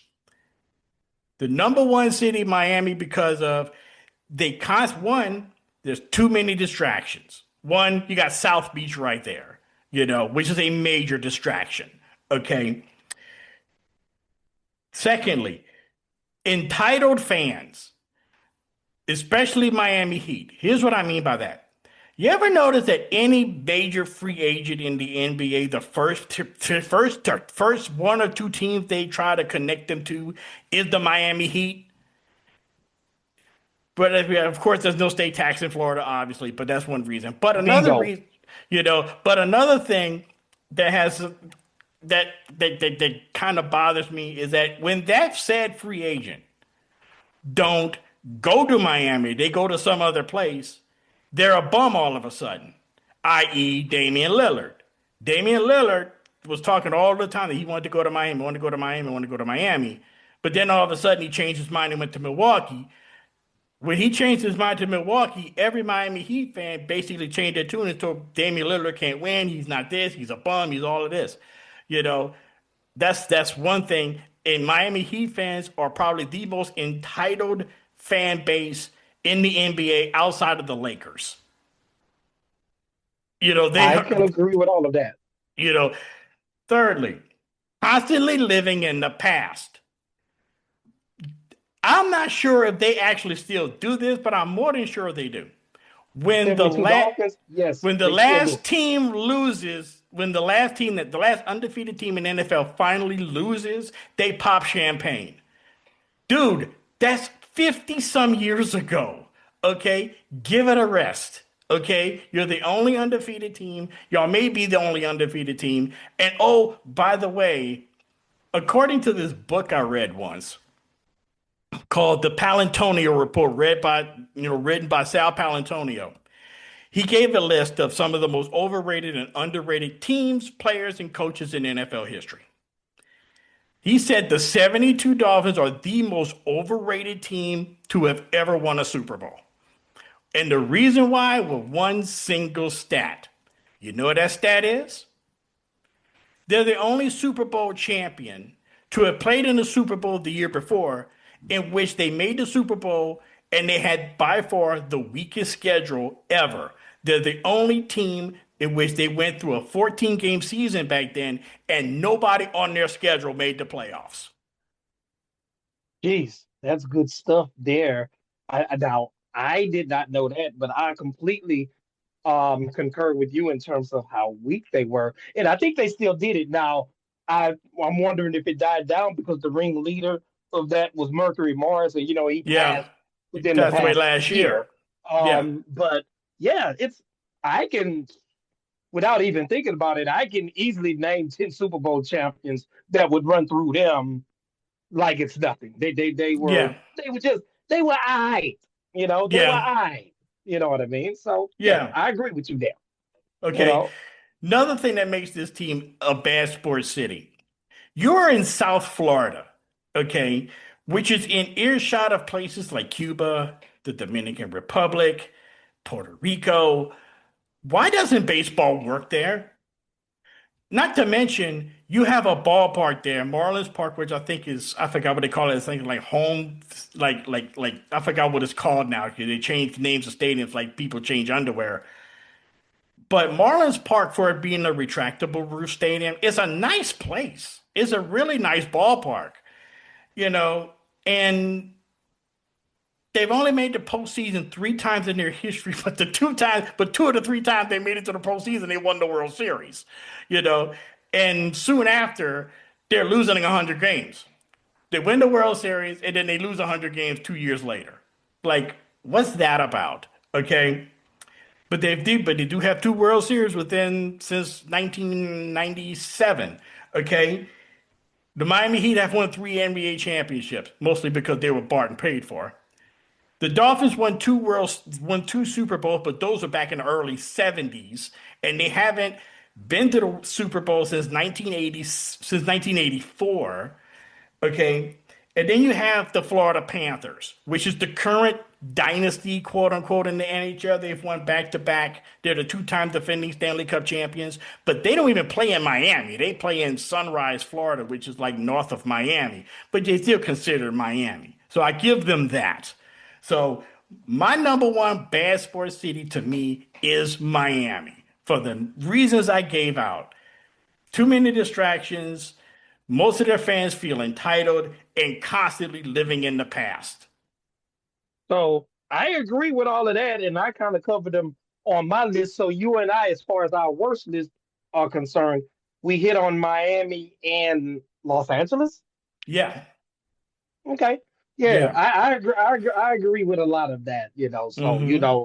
and I expounded on Miami earlier. So yeah, Yeah. so Okay. so You. I Whew. understand that. Now I'm curious to see what's your number one city. My number one city, this is going to shock some people, but I don't care. Cleveland. They're my number one city. Not You know, disagree. Totally disagree. Of it being a I bad city. it's Totally some of disagree. them. Some of it is from my own personal experience. Okay. I'm jaded. Some of it is I'm jaded. But Cleveland, man, it's kind of like similar to the Raiders, man. You know, dude, you just like James Evans. It's like he used to come to Florida, get all the champagne. I got a good job. I'm gonna get it this time. And then when he come home, they bought all the stuff. He didn't get the job. You remember the two old blues? He was too old the first time. And they love to count their chickens before they hatch, man. And Right. and then Cleveland is similar in that regard. You know what I mean? Now Uh-huh. their fans, I can go along with how they've long suffered with the three main franchises being. I still call them the Indians. I know they're the Guardians, the Browns, and the Cavaliers, and all of that. But it's kind of similar to um Raider fans. It's like, man, I've heard stories of them running over people after Brown games, things like that, and just like I can't stand when people can't stand when they lose. Now, I said I was jaded earlier, so I know we got to get moving. So I have a personal experience with them. Okay. Season opener. I want to say week 2, but it was their home opener of the 2014 season. One of my friends, he moved back to Ohio now, but he was still living in DC at the time. And then another brother, a friend of ours, he's from Shreveport, graduated from Howard. Okay.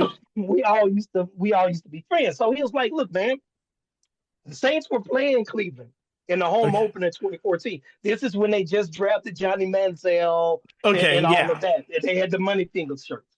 So he was like, man, let's go to Cleveland for the weekend and all of that. So we jump in the car, we ride. It's about a 6-hour ride. We ride from DC to Cleveland. We get it there the whole weekend. It's the beginning of September and it's cold as all get out in the first part of September. It's like, but Right. that's irrelevant anyway. We go to the game. We have an end zone seat. Guess where it is? The next section over from the dog pound. That's where the seats Oh were. boy, I bet that was We were fun. the next section over from the D. Most of them were okay. They were, Yeah. like me, I don't mind a little trash talk Yeah. and all of that, a little banter, even if it get a little serious within the context of the game, right? So hard fought game going back and forth. Of course, Drew Brees kept them in it. We should have beaten them by 4 touchdowns, but he kept Right. them in it. So Drew Brees hits Jimmy Graham with a touchdown with under 2 minutes left. So the Saints go up 4 with under two Mhm. minutes left. So it looked like this is when Derek Anderson was the quarterback, but Yeah. Braylon Edwards, Derek Anderson, it was them.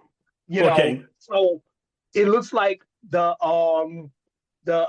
Browns were going to lose. They hadn't won a season opener since they returned to Cleveland. Since last time they won, they were the Ravens. They were the old Browns. Last time they won Right. a Right. home season opener. Anyway, inside the last 2 minutes, you start hearing the stuff. F New Orleans and anybody who from New Orleans, they talking to us because me and my buddy, we the only two people in there. Our other homeboy that was with us, he's a Browns fan. F New Right. Orleans. You even got fans sitting by us. We've been bantering the whole game friendly. He said, "Man, look, bro, y'all need to go and get out of here because they're gonna try to jump y'all after the game and all of that." But you know me, and like, okay, okay. Now you Yeah. may get me, but okay. But when you get home, your wife goes, "What happened to you?" She's gonna ask. You know what I mean? Even though you may get me, she's gonna ask what happened to you. Trust me. Right. But anyway, Okay. they were threatening us and all that. They came back and won the game in the last seconds to get they first home win and home opening win in nearly 30 years, nearly 20 years. Of course, compliments of the Saints. Who, like I said before, I'm used to the Saints blowing things. Why would I get upset? Anyway, the whole walk there, now they're happy. Everybody in my face, who that, cussing me out and stuff in my face now. When a few seconds, which I can take it, which a few Yeah. seconds before that, you're ready to fight me and ready to jump on the 30 on 2. You know what I mean? So Yeah. I like y'all. I still like, man, y'all a bunch of suckers, man. Right. F Cleveland, y'all a bunch of suckers. Okay. Cleveland. You got Cleveland as your number one bad sports city. That's They're a interesting. bunch of That. suckers. And Uh, to our Cleveland listeners, nothing against you guys personally, but I mean that from the bottom of my heart. I really do. You know, okay. So quick run through. I'm gonna run through my 5 worst real quick. Number 5 is New York. Number 4, Los Angeles. Number 3, Dallas. Number 2, Atlanta, and number 1, Miami. Those are my 5 worst. Chuck, what were your worst? mine is Cleveland. They should be used to it. You remember, side note, when James Evans finally got a job, he died. But anyway, so go figure. Then second is Vegas, Oakland, basically Raider fans. Number 3 is San Francisco. Number 4 is San Antonio. Number 5 is a three-way tie between Miami, Philly, and Los Angeles. All right. So now we're moving on to the best cities. Okay, so we went to bad ones. So now we're going to what we think are great sports cities. And I will start off with an honorable mention. And my honorable mention, best sports city. And I didn't include this because I had a rule going into this where I'm not going to pick a city with 2 franchises or less, so that eliminated a lot of teams. I wanted to have franchises that have 3 or more, like the real big major sports cities. So, but this one, once upon a time had 3, but now only has 2. But both of them have very, very great fans, and I feel like watching a game in this city would be tremendous, and plus they have a very interesting sports history. And my honorable mention city is Baltimore. In the calendar year of 1971, Baltimore saw each one of their pro sports teams play in a championship round. The Colts played in Super Bowl V, which was in January of 71. Then Baltimore Bullets played in the NBA Finals ultimately were swept by the Kareem Abdul-Jabbar Milwaukee Bucks. And in October of 71, they lost a very hard-fought 7-game series against the Pirates and Roberto Clemente. So Baltimore has always, I did a whole episode on the what I call the Charm the Life of Charm City, where I talked about the whole history of Baltimore sports. And you have the Ravens, who has always seemed like since they've came into the league, have always been I don't recall them ever being like a really bad team, but they've always been decent to really good, okay, throughout their history. Then you have the Baltimore Orioles, long, great history going all the way back to the early 60s, with guys like Frank Robinson and Brooks Robinson, Boog Powell, Jim Palmer, Mike Cuellar, all the way through the 70s and early 80s with guys like Rick Dempsey and Cal Ripken Jr. Plus, they play in my opinion, the second best ballpark in baseball, which is Camden Yards, which is also on my bucket list to go check out. So, my honorable mention, great sports city, is Baltimore. Or did you have an honorable mention city? I have an honorable mention city, but in terms of the worst, Okay. if I may. Okay. You want me to share mine, or you want me to Go ahead. Go right ahead. My honorable mention is an entire country, actually. Okay. And Wow. and that is the country of Mexico when it comes to boxing. Now, for a second, I thought you were going to say Canada, but because I'm a huge Canadian, I'm basically a honorary Canadian based on some of my friends who live north of the border, that I am an honorary Canadian. But go ahead.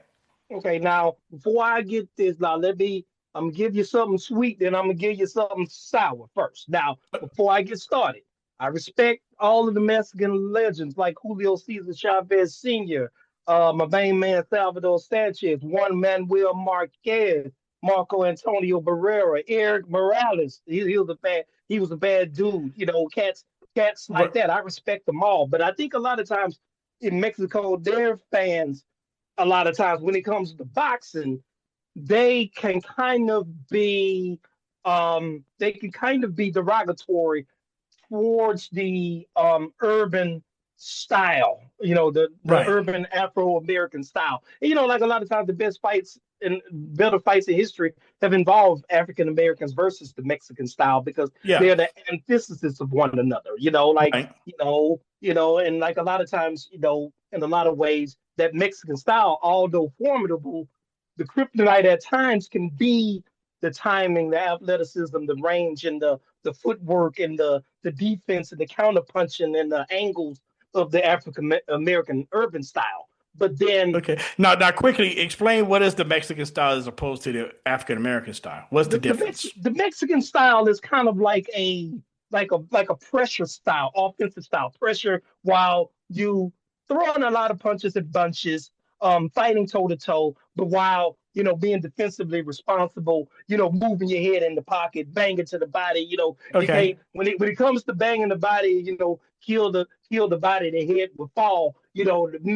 That's rule number one in Mexican boxing, which I Right. love. You know what I mean? They Right. believe in pressure, cutting the ring off, and things like that, and kind of toe to toe action, so to speak. I'm oversimplifying it, obviously. Okay. Whereas Yeah. like the African American style can have toe to toe elements of it, but it's can be a bit more versatile. They fight more to their athletic and natural advantages. Like if a guy has like a 5-inch reach advantage, it would be foolish for him to get in there and make it a phone booth fight against a guy he has a 5-inch reach advantage against. So he Right. uses his range, he uses his jab, counter punching, footwork, feints, parrying punches, slipping, rolling the shoulder, Right. banging, and all of that using footwork. But I think sometimes, like where I just gave a whole lot of credit to like the Mexican legends, and it's many more. I'm just talking the most notable. It seems like a lot of times from the Mexican fan base, African Americans not only don't get that same credit, but they tend to make derogatory things. Like for example, Floyd Mayweather, they often refer to him as gay weather. Yeah. Derogatory things. They say, well, because you want to slip and move and slide your head and duck, he's running because he's employing defensive tactics as opposed to just standing there and letting you punch me in the face. It's not my fault you're not fast enough, man. Right. Whereas there have been many cases where they were fast enough. Like we Right. talked about how Cesar Chavez Sr. eventually tracked Mildred Taylor down, knocked him down, even though I think the decision was terrible at the end to stop the fight with 2 seconds left. It was good. Same thing. He knocked out Roger Mayweather, guys like that. So I think a lot of times they can be where we have a tendency when we look at the Mexican style and the Mexican fighters, everyone else recognized game, we give them their respect. In a lot of instances, Mexican fans tend to not give the same respect and the same honor to their African American urban style counterparts. That's all. Okay. All right. Cool. That's very interesting. I never thought of it that way, but that's very, very, very good honorable mention to that you mentioned. Like I said, I thought you were going to talk about Canada for a second, which I'm like, wait, hold on now. I'm an honorary You know, adopted Canadian, so Because even now, Bud Crawford is my man, right? He came yeah, up essentially 3 weight classes. Then it's like, well, he doesn't have a chance. He's going to get knocked out. He's just taking the fight for the paycheck. Then right, he gets in the ring, whoops Canelo. He would have stopped Canelo if he didn't intentionally headbutt him in the ninth round and had Bud's trainers taking the leash off. But right. they saw he was winning so easy, just boxing him, that they didn't want to take any risk. But then now, instead of giving Bud his credit, they said before the fight he had no chance. Then once he wins, well, Canelo, it doesn't matter. Canelo is washed up now. Right. They get a man his credit. Damn, you know. All right. So that's your honorable mention on the bad side. I give the honorable mention on the good side as being Baltimore, as being a good sports city. Now, let the debates begin. My number 5 good sports city is the city of brotherly love, Philadelphia. I don't care what anybody says about how rough and how neurotic and how crazy Philly fans are. I will give them this. They are passionate. That's a good word, isn't it, Chuck? Passionate? Okay. Passionate. Okay. Passionate to the point of being obsessive. I love that in a sports city where your fans are that obsessed with their teams. Because I am like that with my Chargers. I can be very obsessed with them. Okay. I get it. I totally get it. Equal parts neurosis and passion, which is what I have written down. They're the most passionate fan base in all of North America. The most passionate. All of the arenas and the stadiums are within walking distance of each other. Have you ever noticed that? The vet, not the vet so much anymore, but Citizens Bank Park, Franklin Financial Field, and Wells Fargo Arena are pretty much within the same parking lot. Yeah, they're all by each other. Yes. Which I think is pretty cool. They're all within the same area. You have 5 teams there. And another note, 1980, that year, all 4 teams in Philly reached the finals of their leagues. Wow. All 4. The Eagles went to the Super Bowl, lost. The Flyers made it to the Stanley Cup Finals, lost. The Sixers made it to the NBA Finals, lost. But the Phillies were the only one to win the World Series, and that was the first World Series championship in franchise history. The Eagles have won 5 championships to date. So far, they've won 5 championships, 2 Super Bowls, and 3 NFL championships. The Sixers have won 2 NBA Finals, and those 2 teams, those 2 Philly teams that won championships in 67 and 83 are considered 2 of the greatest NBA Finals teams of all time. Okay? The Phillies have won 2 World Series championships, and the Philadelphia Flyers, behind the Broad Street Bullies, won 2 championships in the 70s. And if you've ever seen the 30 for 30 about the Philadelphia Flyers of the mid 70s, Check it out. It is so interesting. And how they symbolize the city of Philadelphia with their best player, Bobby Clark, skating around with no teeth in his mouth. That is pretty much the emblem of Philly. They will give you have no teeth in your mouth, but you're leading your team to the Stanley Cup championship. And their goaltender, the late great Bernie Perron, basically, I remember the sign that says "Only God saves more than Bernie Perron." So I thought that was pretty cool. So Philly is on my list as in my opinion, one of the better sports cities.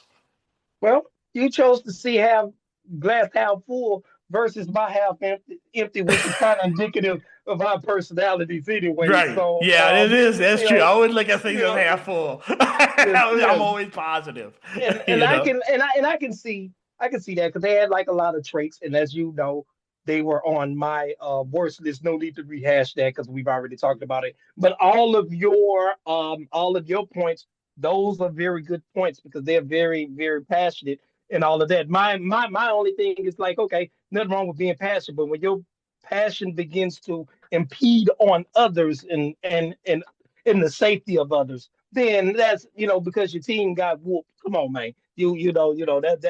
That's a bit much. But yeah, they are a very strong sports city and all of that, and very passionate They're not number about one. their They're not. teams. They're not my number one, but they're up there as far as like, in my opinion, they're a really good sports city. But they're not my number one. Far from it.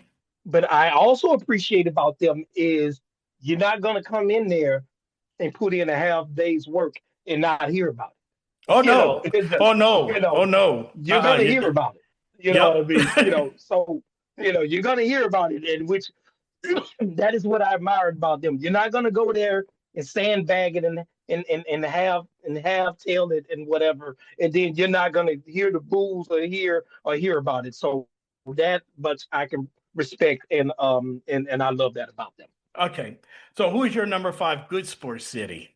My number five good sports city is none other than the city of Pittsburgh.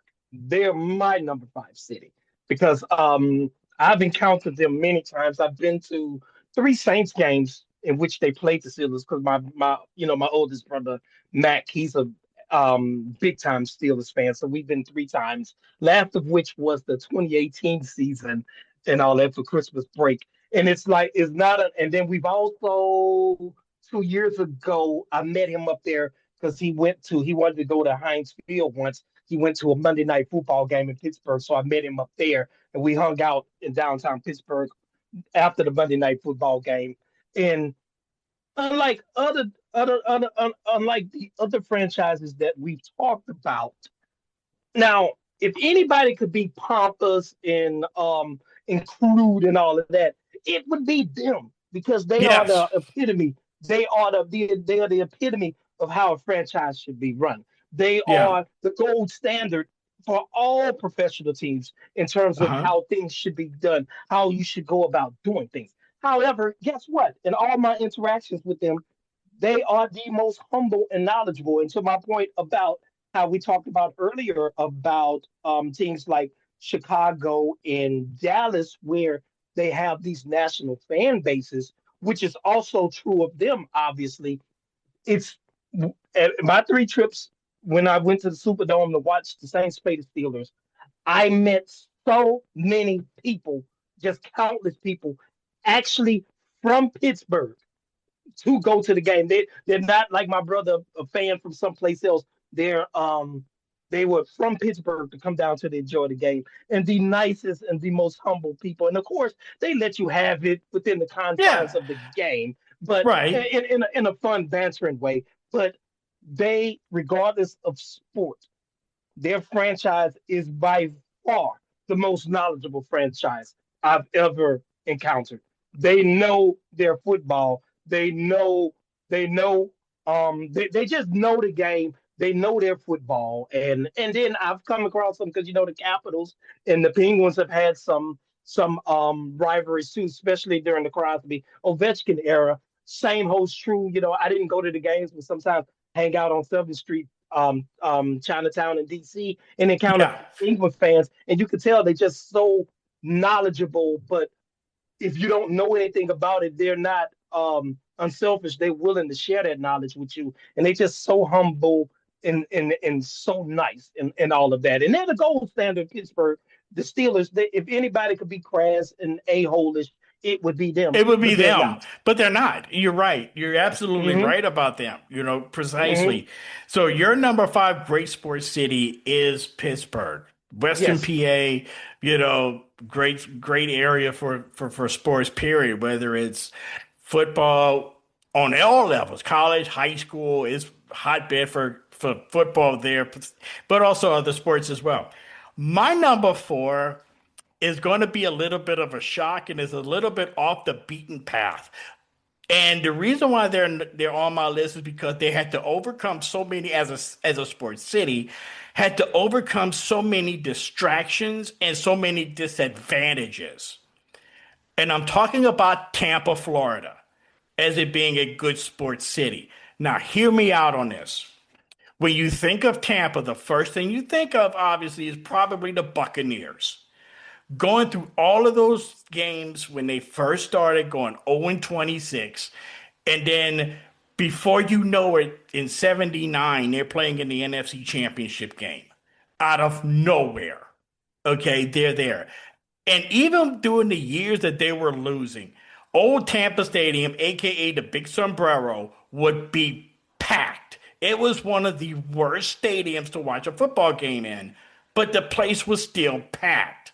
And when they got good, and under Tony Dungy, and I think that it was just a crime that he didn't get a chance to coach them in the Super Bowl, but that's another story for another day. You know, they paid him some homage of building that team. You know, um, then you have the baseball team, the Rays. The Rays, similar situation. They started off bad. They had a bad stadium they played in. Tropicana Field is basically a glorified warehouse where they play baseball in. But next thing you know, they're winning pennants. Out of literally out of nowhere, they start winning and they start winning pennants. They've won two pennants in their history. They've never won the World Series. One of those pennants they won during COVID. So, do you really count that? No, but still, in all, they overcame so many disadvantages. And then you have the Tampa Bay Lightning. They've won two Stanley Cups and with some really great players to come to Tampa. And they've had like the first really true hockey dynasty in the South, winning multiple Stanley Cups in, of all places, Tampa. So, and the fans, no matter what happens, support them no matter what, especially with the Rays now having to leave Tropicana Field because of a hurricane destroyed the roof. And the long-term viability of that stadium is still in question. At George Steinbrenner Field right now, the spring training home of the Yankees temporarily, until they figure out what they're going to do with Tropicana Field to renovate or either build a new ballpark, which they've been needing a ballpark for years now. But through all of that and all of the disadvantages that Tampa has had in this history as a sports city, they've always hung around. Now, to be clear, we're talking about Tampa Bay, which is essentially three cities: Tampa, Clearwater, and St. Petersburg. And up until maybe 15 years ago, I thought Tampa Bay was a city. I really thought that. I really thought Tampa Bay was a city, but it's actually a region. It's Tampa, Florida, St. Petersburg, and Clearwater. So, with all of that being said, that is why Tampa, in my opinion, is a very good sports city because they had to overcome so many built-in disadvantages. Plus, it's not when you talk about Florida, it's not Miami. It's in Central Florida on the Gulf Coast. It's not really the most glamorous part of Florida, but they made it work. Well, that's a very good pick. And little nugget, Tampa is one of my favorite cities. I would, and you just compared it to Miami. I would rather a weekend in Tampa any day of the week over Miami because it has a lot of the similar frills of Miami with the sand and the beautiful water and the beautiful beaches, without all of the BS that Miami and Fort Lauderdale entails. And it's nothing more prettier than on the evening time you're in the drop top and you cross the Bay Bridge over from Tampa all the way over to going towards St. Pete. And to your point, it's a very good sports town. The Bucks, they have good sports towns as well as the what's the name of their team? They baseball team. You just so I know The the name of that Rays. team. The Rays and all of that. And then to your point, even depending on the time of year that you get there, to your point, the Yankee Spring Training Complex is literally directly across the street from the Bucks Stadium. Raymond James is literally directly across the street. You could walk right across the street from the Bucks Stadium into the Yankee Spring Training Complex. And then let's also not forget, University of South Florida is there as That's well. And through right. the years, they fielded some very solid ball clubs as That's well. right. And That's right. it's just a lot of it's a very, very nice city. And that's an honor on your list. That's extremely well deserved. I have no dissension with that pick. Okay. So who's your number 4?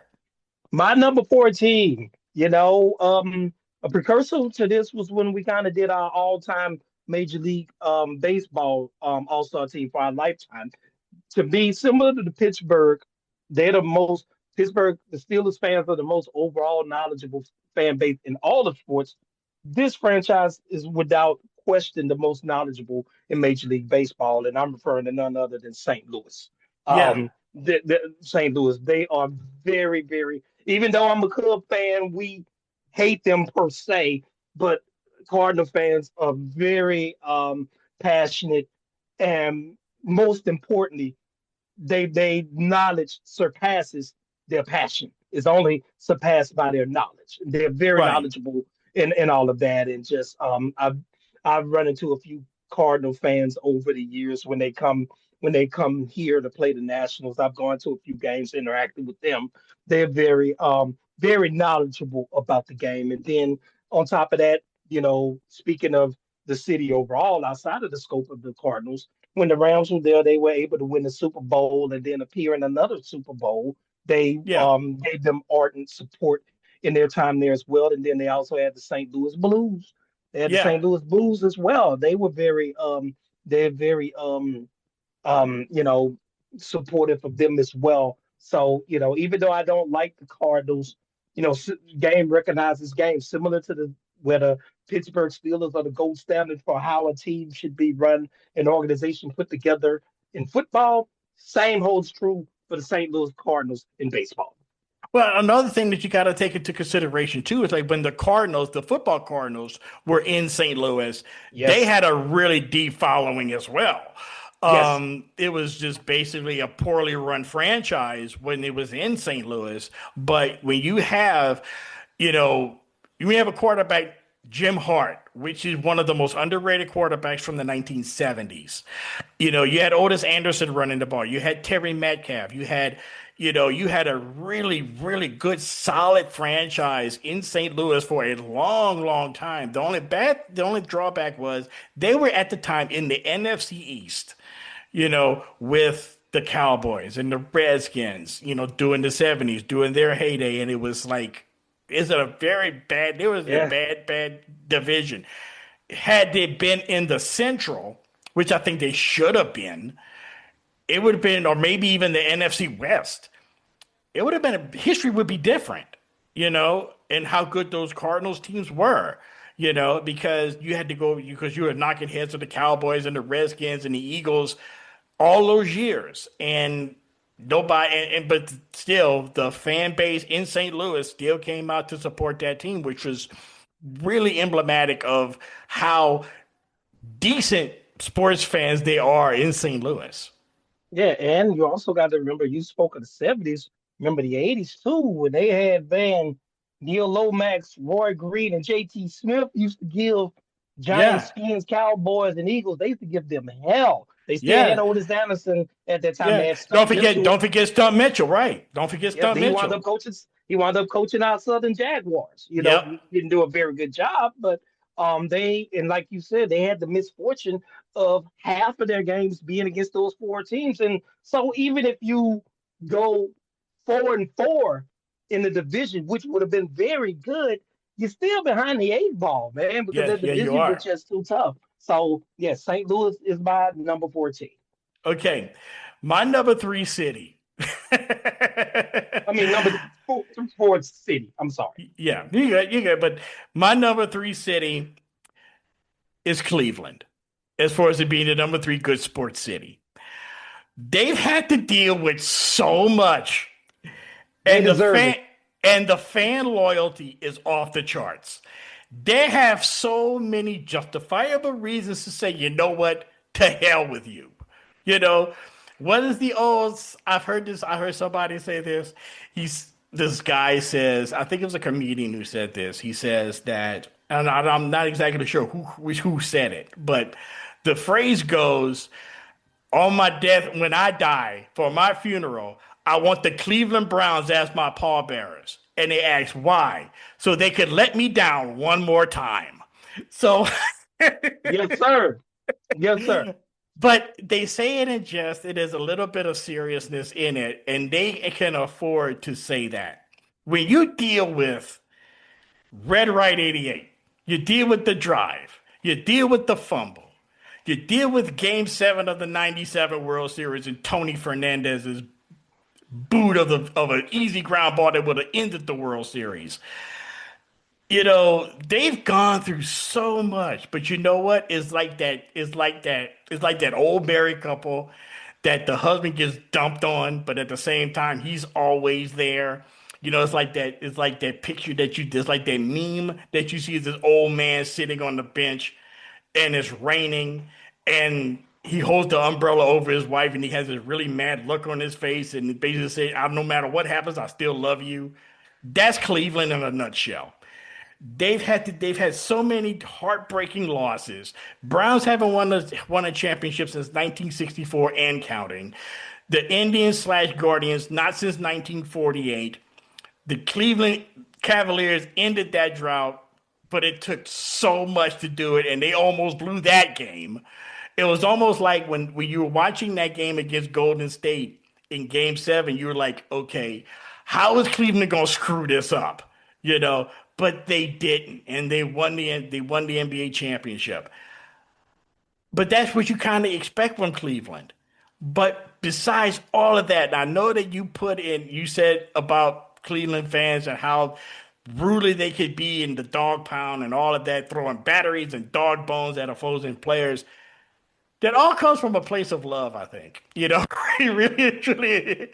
But that's why I put them on the list. Like Philly, they are very passionate, but they've been through a lot. So give them some grace. Well, I guess I can. And then we also got to remember, and the reason why I remember this is, the same year, 2016, they blew the 3-1 lead to the Cubs. Yeah. With game 6 and 7 at home, they blew the 3-1 lead to the Cubs of all people, So, and I can give them some credit. I won't extend grace, but I give them some credit in terms of they've had to endure a lot because, they've had to endure a lot from the deal with what's the quarterback from Clemson, his name, the all guaranteed. So what's the dude from Clemson? He used to play at the Texans. What's his name? Deshaun Watson. Yeah, Deshaun Watson. Yep. They've had to endure that, and they've had to endure a lot of things. Then they had to endure the Modell moving them over to Baltimore. Then the craziest thing, they could never win, and then as soon as Modell moves them to Baltimore, 2 years later they win. It's just like, come on, man. So yeah, and then so I give them grace there, and they are very devoted and very passionate. I can't give them that much. Okay, so who's your number 3 city? My number 3 city, once again, this is kind of more of a nuanced thing.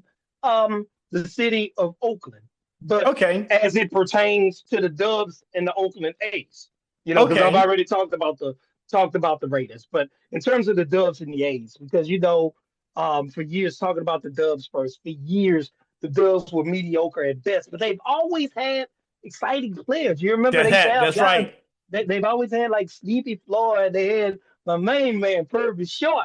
Boy, he shooted the ball go up out of the screen, boy, when he pulled that thing, man. They had Purvis Short. Right. They had cats like Terry Teagle. They had then after that era they had the Run TMC era.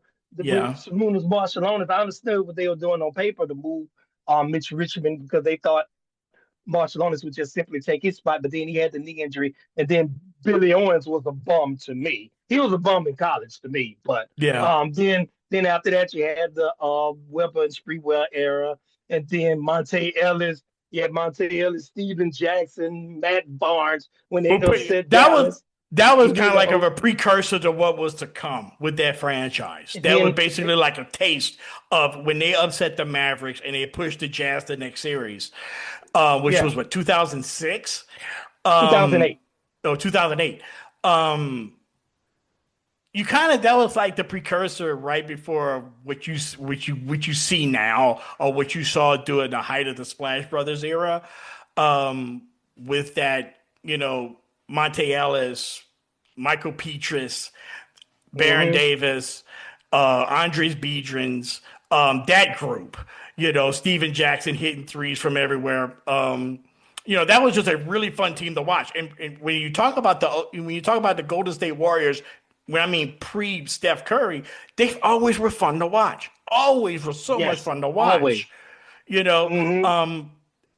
when Don Nelson was coaching that team, Chris Mullin Tom once told it. Tolbert. Tom Tolbert, when Don Nelson, I think it was Chris Mullin who told the story once. He basically said that Don Nelson's the only coach he's ever played for that would bench you for not shooting. Correct. Yeah, and Correct. that was Don Nelson, and having somebody like that got your back, or even taking shots or whatever, especially with that group with Tim Hardaway, Chris Mullin, Mitch Richmond, that group there in the early to mid '90s, they were so much fun to watch. Yeah, and they had their share of scrubs too. Because you remember Yeah, Winston Garland, boy, yeah, you used to call him Winston boy. Garbage.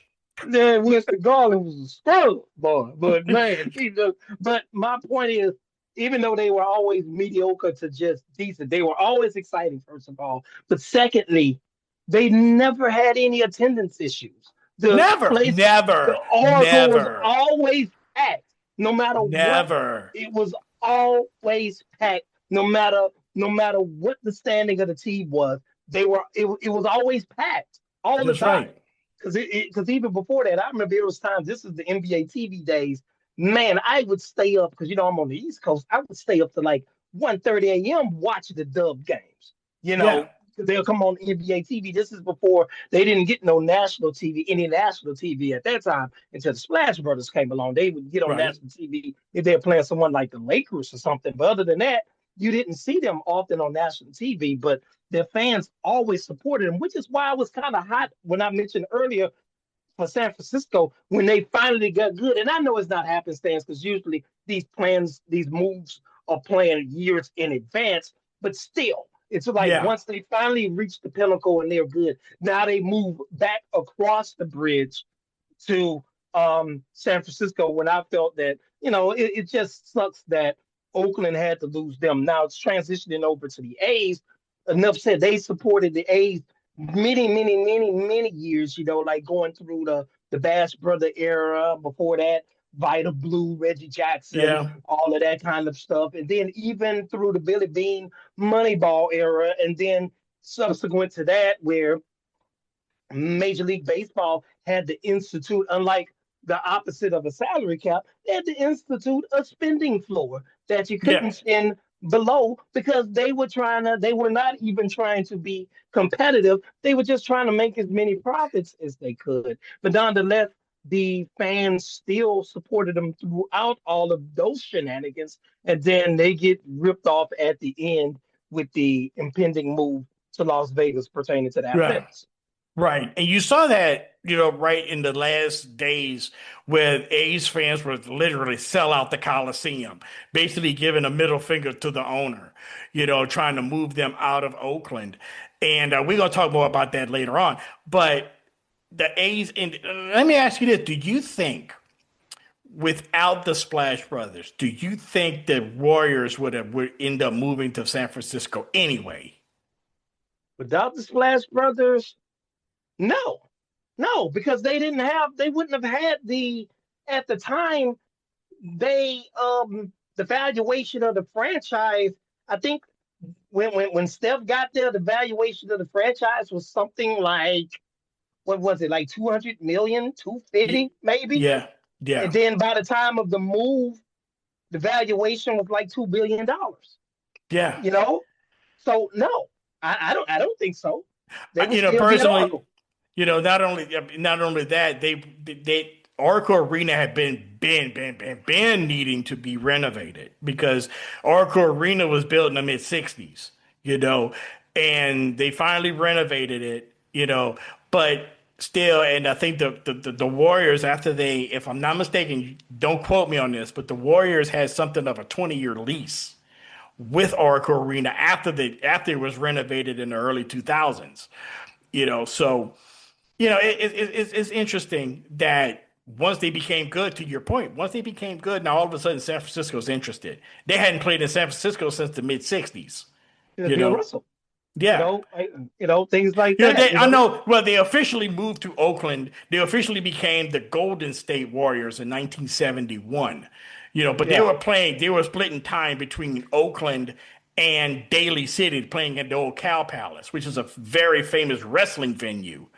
So, you know, but so one it. final thing, Uh what huh. I missed about Oracle as well, it was perhaps the final genuine home court advantage, Yes. like it was back in the 80s, whereas Yeah. like the closest seats, the floor side seats, it was regular, common, everyday people like the two of us. It wasn't Yeah. these corporate seats like they are Right. now, like rented by corporations and things like that. Obviously, Right. that's the case now that they're in San Francisco. It was the last. It harkened back to a previous era, like in the 80s and early 90s, when you know the true fans, the most passionate fans, used to come to the game. They weren't there just to have business meetings and have write-offs on their corporate taxes and things like that.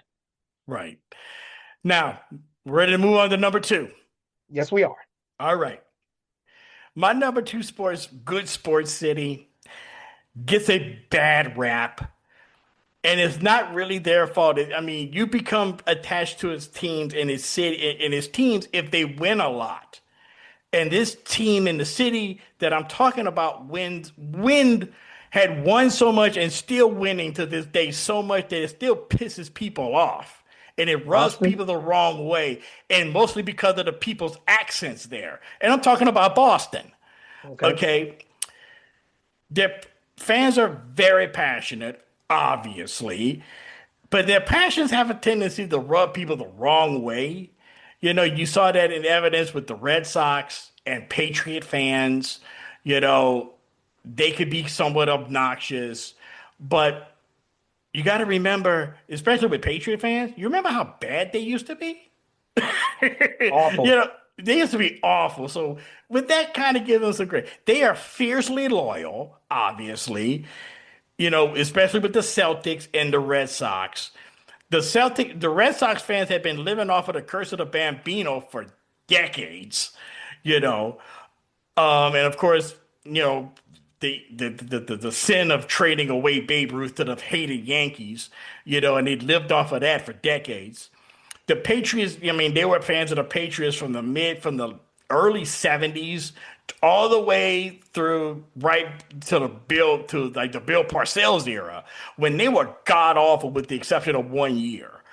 Um, Another thing that makes it a really good sports city is that they're known for iconic stadiums and arenas. You have Boston Garden and you had Fenway Park still. Those are two iconic cathedrals of sport in this country that's located in Boston. And you have iconic images. Havlicek and Bird stealing the ball. Bobby Orr's 1970 Stanley Cup clinching goal against St. Louis. When he's pretty much diving through the air after he scored the game-winning goal, which has been recreated in driveways across New England since then. But the city of Boston, a lot of people are there kind of like look at Boston side eye because they feel like they get like advantages. It's like for example, the Red Auerbach era when you had, the heaters didn't work and then all of a sudden they did work, but they worked in the summertime. The windows didn't open.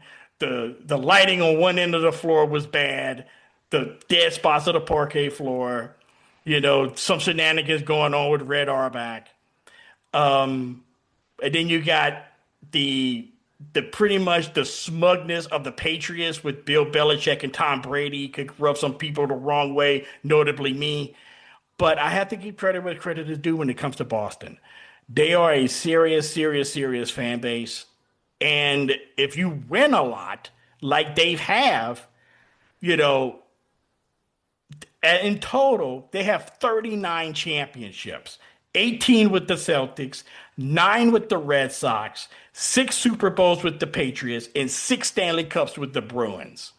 So you win a lot like that. And for a city that size to win that many championships, and most of these come relatively lately, then it's going to rub some people the wrong way. But it's not their fault that they're winning. Yeah, yeah, I give them a little credit. They have a few black eyes on them, like mainly like during the racism Yes, right. of the JoJo White, Bill Russell. While they were winning championships, they were giving them hell in their personal life. But as far as passion for the team itself, you give them credit where it's due. Red Auerbach and the Celtics stuff said, same with the Red Sox, especially me being a Cubs fan, I can definitely sympathize with them because they've had as many, if not more, heartbreaking moments as we've suffered. And then the Patriots, they be cheating, but they be Yeah. cheating all the time. But I give them some credit too. So the Boston fans are passionate, and then just a little tidbit, you know. The setting of one of my favorite 80s TV shows with Avery Brooks and Robert Urich, Spencer for Hire. But yes, that was a great Can't go show. wrong with Oh my Boston. God. Yeah, that Can't was a go wrong with great Boston. well, another You know, another great show from the 80s that was also set in Boston was St. Elsewhere. Cheers. You What was remember the name St. of St. Elsewhere? Yeah. Yeah, Yep. that I was remember but that. Cheers. that Cheers also. yeah, You know, but another some really good shows, yeah. during our time growing up. So that was my number 2 city. What's your number 2? My number two city is none other than Seattle. That's my number two city. You That's know, a very good choice. yeah, Okay. I've loved Seattle because the aforementioned support of the Supersonics. They were just big time passionate for the Supersonics from the Lenny Wilkins, Jack Sigma, Gus Williams, Dennis Johnson, Lonnie Shelton, downtown, Freddie Brown, Danny Brains. He on my Yep. old grind team with Brad Davis too.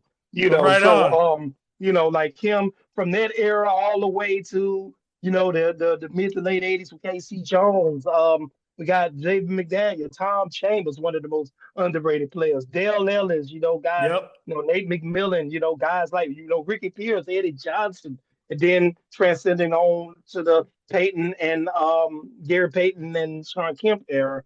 And Hmm. then, they had a lot of very good teams, and they was on their way to another era because they had drafted Durant and Westbrook, but then they moved over to OKC because they couldn't get another stadium and all of that. So they were always passionate. And from a NBA standpoint of the Supersonics, if the NBA ever um, expands again or another team wants to move, they are first up the bat, no questions asked. Absolutely.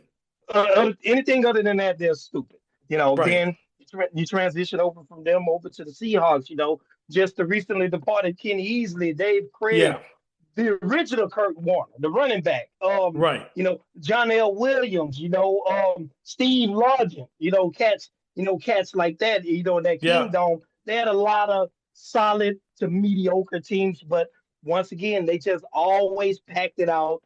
Always strong support. You remember they were one of the first stadiums that NBC used to have the decibel level of the crowd noise Yeah. when they made the noise and all of that. Then transition over to Hasselbeck, Sean Alexander. Then LOB Carroll, Yep.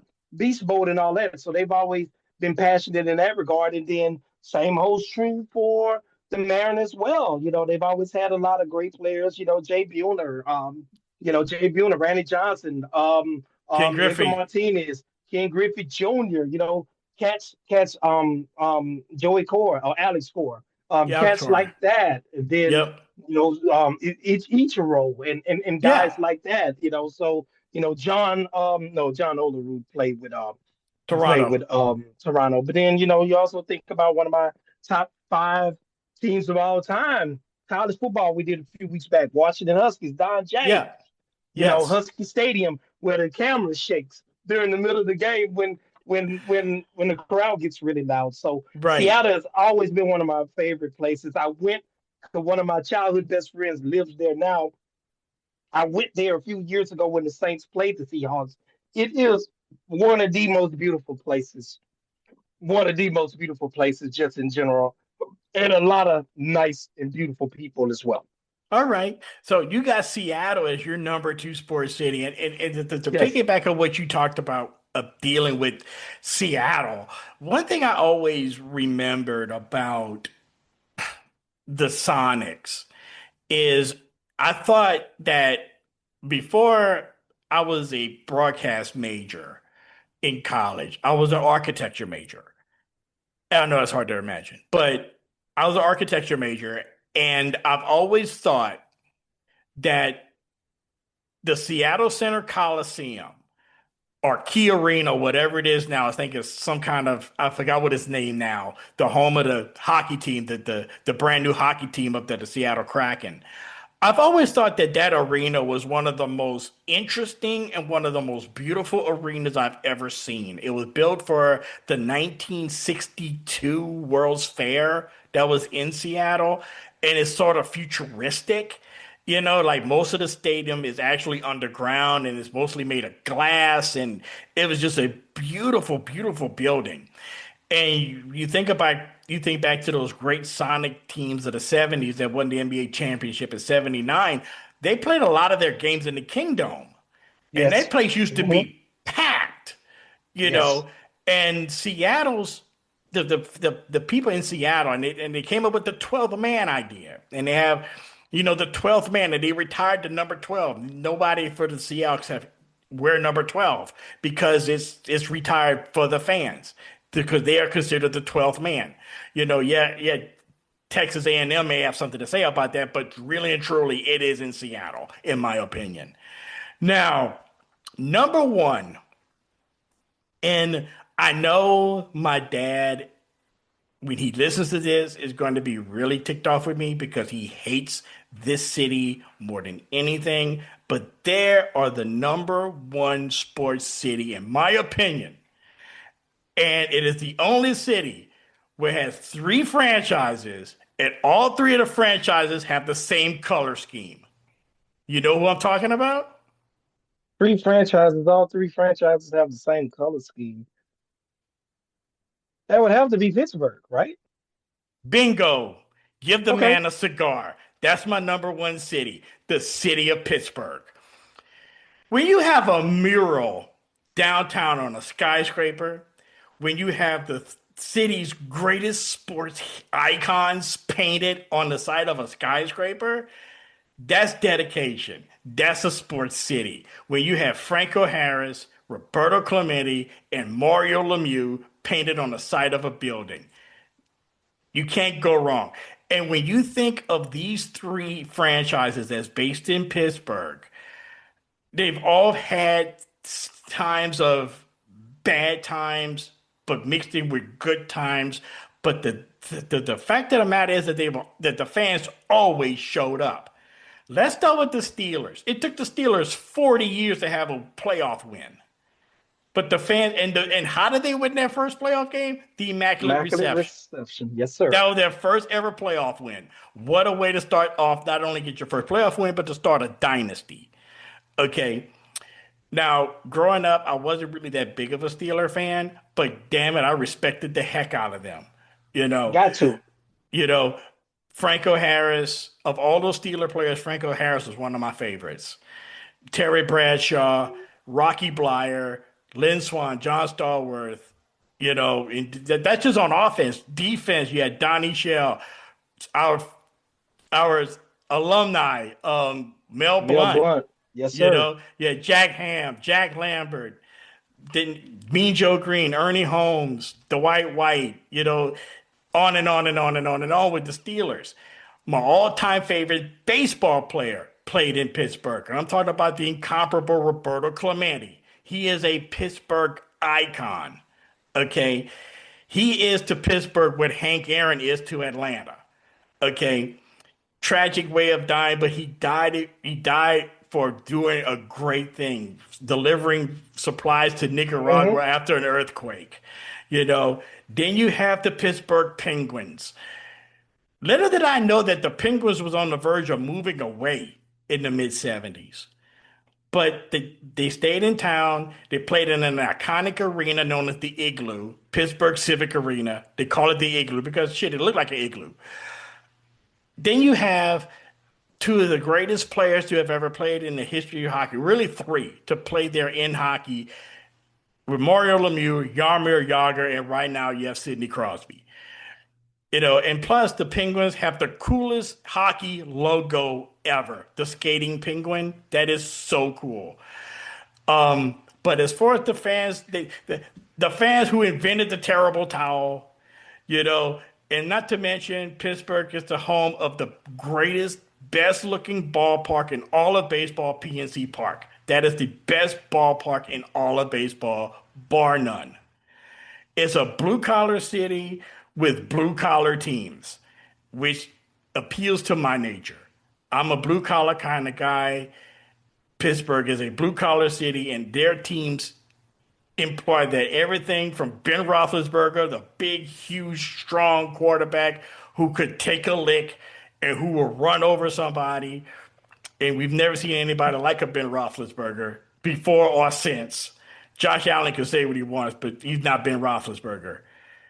And the team titles, Pittsburgh, six Super Bowls, Pirates, 5 World Series championships, albeit they haven't won one since 1979 in the We Are Family Pirates with Stargell and Phil Garner and Kent DeColvey and Omar Moreno, that group. And you have the Penguins, 5 Stanley Cup titles. So, and not to mention, speaking of the Pirates, first Major League Baseball team to have an all-black and Hispanic lineup. So, there you go. All happened in Pittsburgh. Well, they were on my list as number 5. So, of course, I echo all of your superlatives. And I mean, it's cold. It can get cold there, man. Because yes, I it spent can. some time there. It can get cold there. But man, it's a lot of blue-nosed, tough, hard-nosed people. But also at the same time, very kind and respectful too. Yeah, and, they are. And in all sports, they are very, very knowledgeable, which you can't say for many cities. They are very knowledgeable. So I concur wholeheartedly for you to have them number 1. Yes, okay. I do. So now I'm curious to see who's your number 1. Well, right quick, briefly try to take a guess. My number 1 city, if I had to guess, maybe Detroit. Same region, but no, same region. Okay. Chicago. There you have it. Chicago. Yep. Chicago is my number 1. I've been to Chicago, and I was tempted to put them on my list. I was so tempted to put them on the list, but they just kind of fell short, to me. But yeah, Chicago is a very good sports city. Very good. Yeah, I have Chicago because they've always, no matter what, they stick. They have perhaps the most loyal fan bases in both Major League Baseball and the NFL in Cubs and Bear fans. And as you know, I was a Cub fan myself. I had to endure a lot, and we've gone touched on it through some of the episodes. 84 Leon Durham against the Padres, 89 Will Clark and the Giants, the 98 home run chase with Sammy Sosa, 2003, 2008 won 100 plus games, got swept in the wild card round by the Dodgers, the divisionals by the Dodgers, before finally breaking pay dirt in 2016. Ironically, we're known for blowing things. We came back in 3-1. So crazy. Yeah. Then Then of course you got the Bears. They haven't won Super Bowl since 1985, 40 years, but one of the most iconic teams with one of the most iconic coaches and one of the most iconic players, and Mike Ditka and the late great Walter Sweetness Payton, who's Yeah. arguably one of the best running backs of all time. He's in the argument for sure. Yeah. They've long suffered with Jay Cutler, Jim Harbaugh, Mike Tomczak, man, just Yeah. Eric Kramer, just garbage quarterbacks, man. And then looks like they are finally on the road back a little bit. So happy for their success. And then they're just as the South Side is just as devoted to the White Sox. They're just as devoted to the White Sox. And then Yeah. you also have the Bulls. The Bulls were garbage for a lot of years before Mike took over as the official number 23 from the original number 23. My main man, the late great Ryan Sandberg. You know how much I love him and how much I miss him. And then you also have the Black House in the same building, the Madhouse on Madison, Madison. one of Yep. the iconic venues in both basketball and football. So Chicago, and then just a brief tidbit, not to mind, Chicago is the setting for many of my favorite movies. I'll just mention five right quick. Blues Brothers, Yep. Cooley High, Yep. Ferris Bueller, Yep. Love Jones, and Underrated with Billy Crystal and come on, the dancer Gregory Hines, Running Scared. You know what I Yeah. mean? So just one of my favorite cities, and I know a lot of times New Yorkers argue who has the best pizza between Chicago and New York. It's It's Chicago. not close. It's It is not Chicago. close. It's Chicago. The Chicago deep dish is unparalleled. That's my number one. Well, to bang it back on what you said, first ever baseball game I'd ever attended in my life was at Wrigley Field. So, summer of 1989, 16 years old, went to Wrigley Field. It was cold as I don't know what day. The Cubs lost to the Giants, lost to the San Francisco Giants. Little did anybody know that was a precursor to the National League Championship Series that year. But yeah, I went to a Cubs game, first ever baseball game I'd ever attended, and came very close to becoming a Cubs fan. Came very close, but didn't.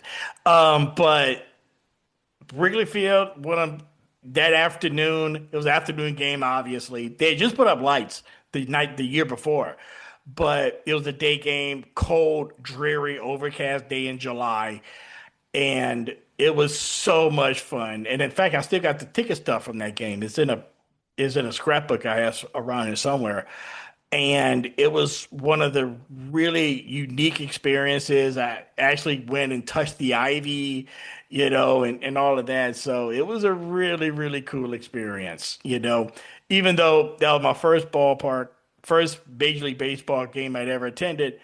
If I had to choose between the two, I liked Comiskey Park better. It just seemed like more of my style, more like that's where you saw like real fans there. And when it comes to the Cubs, every time I think of the Cubs and I think of Wrigley Field and I think of Cubs fans, I have to harken back to one of the greatest post-game coaching rants of all time, the Lee Elia coaching rant talking about Cubs fans. If you've never heard it, please go hear it and hear the unedited version. It is gold, and he goes off. And I know as a Cubs fan, Chuck, I know you know what I'm talking about. Mm-hmm. Yes, indeed. I have to go back.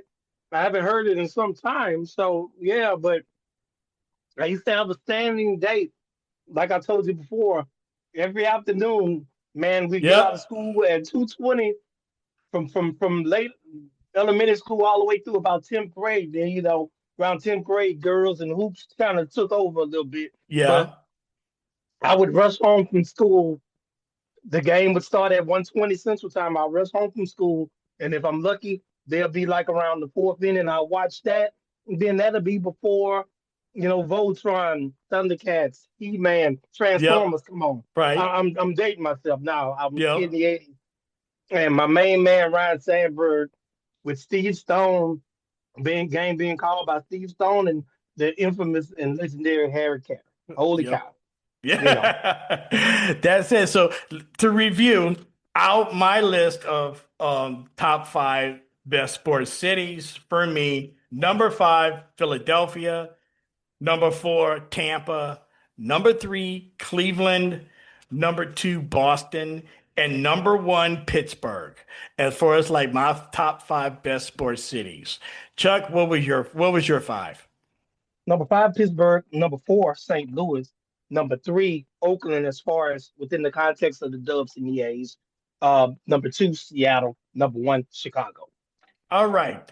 So with all that, we're going to take a quick short break and we're going to come back to send a shout out to a city that we talked about also in this context, but I want to send a shout out to them and my own personal feelings about this city. I've never mentioned it yet, at least in this context, but I will definitely give it its flowers right after this short break. You're listening to the Historically Speaking Sports podcast right here on the Sports History Network.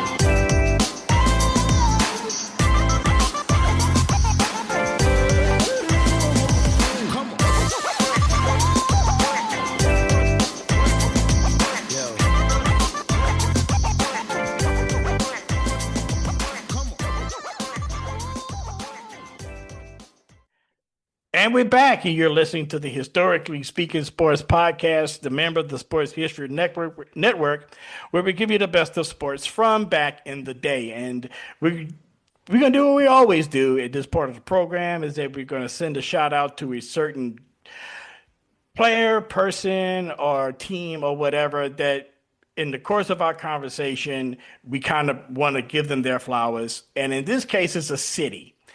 And unfortunately, this city, as far as it being a sports city, is essentially no more. But I wanted to point this out. I have a big time love affair and respect for the city of Oakland, as far as it being a sports city. Now, either it might have been my first or second season as having this podcast. I did a whole episode called The Exodus in Oakland, where I talked about the history of the teams that played there, the A's, the Raiders, and the Warriors. When you think about those cities, those teams, consider this. A city in Oakland, a team in Oakland, I should say, a team from Oakland had won either the World Series, NBA championship, or the Super Bowl. At least one of them won it between 1972 and 1976. At least one of those teams was the champion of the league. Okay. Now, if you want to add the crazy history of the California Golden Seals of the National Hockey League, you may want to do that because they also resided in Oakland, albeit being the last pro sports franchise to fold.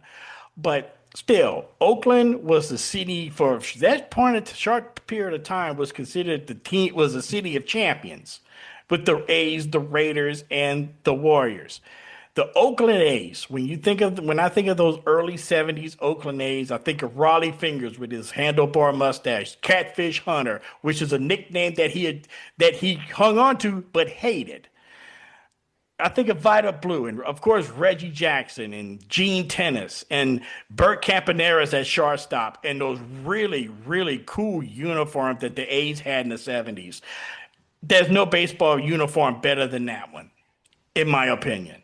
Okay. Then you had the Warriors with Al Attles and Rick Barry winning, coming out of nowhere, literally, and beating possibly the best Washington Bullets team ever in 4 straight games in a weird series in 1975, with you had 2 African-American coaches, the first and only time that has ever happened in any pro sports league. And then you have the Oakland Raiders, which you have to understand, growing up a Charger fan and being the son of a crazy Raider fan, I had to hear nothing but stories about the great Raider silver and black mystique. But the one thing that was the common denominator with all of those teams was the fans. Chuck had mentioned it earlier that Raider fans could be a little bit crazy. A little bit crazy. It may be an understatement with the things that they wear and everything. But the one thing they were passionate about their fans. They're passionate about the silver and black. So much so, give you an example about my dad. My dad has a motorcycle, silver and black. My dad has a Chevy Suburban, of course, silver and black, and a bass boat. Yes, you got it, silver and black. So he bleeds silver and black, which is typical of a lot of Raider fans.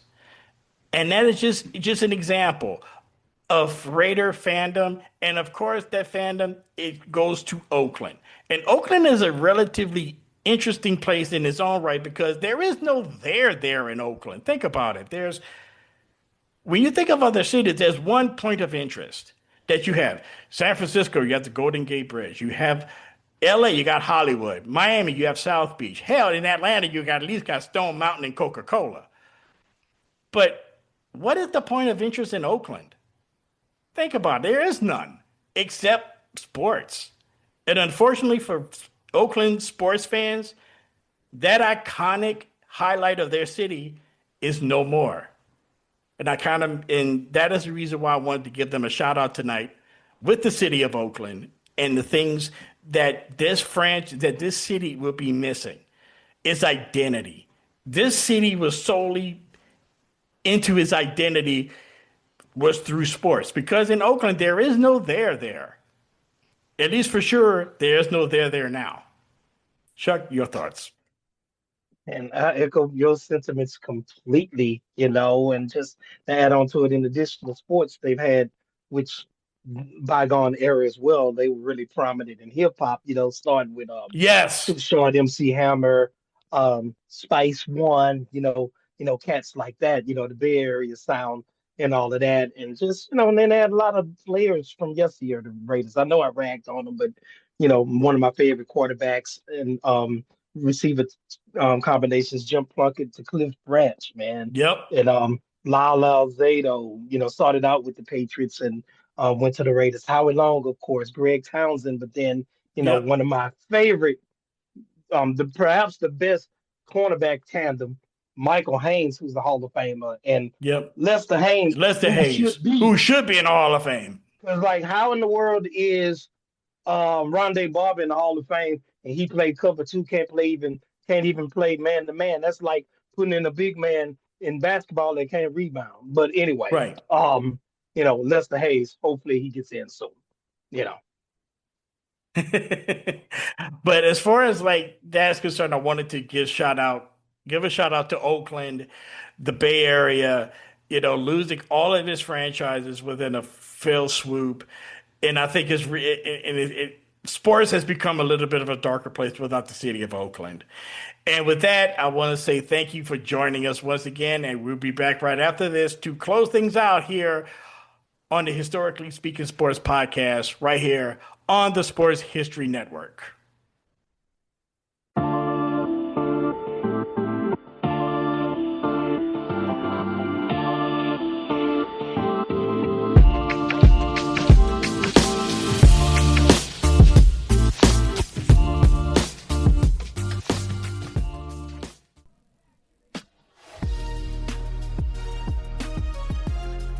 And that concludes this latest edition of the Historically Speaking Sports Podcast. Thank you once again for taking time out of your busy day to give us a listen. Once again, as always, this podcast comes to you from the Bill King Memorial Studio from the sports wing of TM4 Enterprises, located in suburban Atlanta, which is in the shadow of Stone Mountain. Once again, don't forget to subscribe to the show wherever you get your podcasts. And also, please don't forget, if you like what you hear here, subscribe. And also, if you want to send us a little word of encouragement or just want to vent especially after this episode, you can write to us at historically.speaking.sports@gmail.com. That email address, once again, historically.speaking.sports@gmail.com. And as always, once again, tell people about us, tell your friends, Tell your family, tell your neighbors, tell your co-workers. Hell, tell a passerby on the street if you think that they like sports history.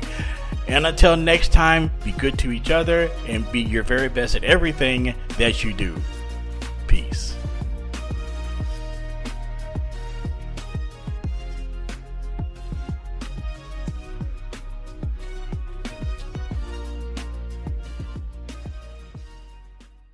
This podcast is part of the Sports History Network, your headquarters for the yesteryear of your favorite sport. You can learn more at sportshistorynetwork.com.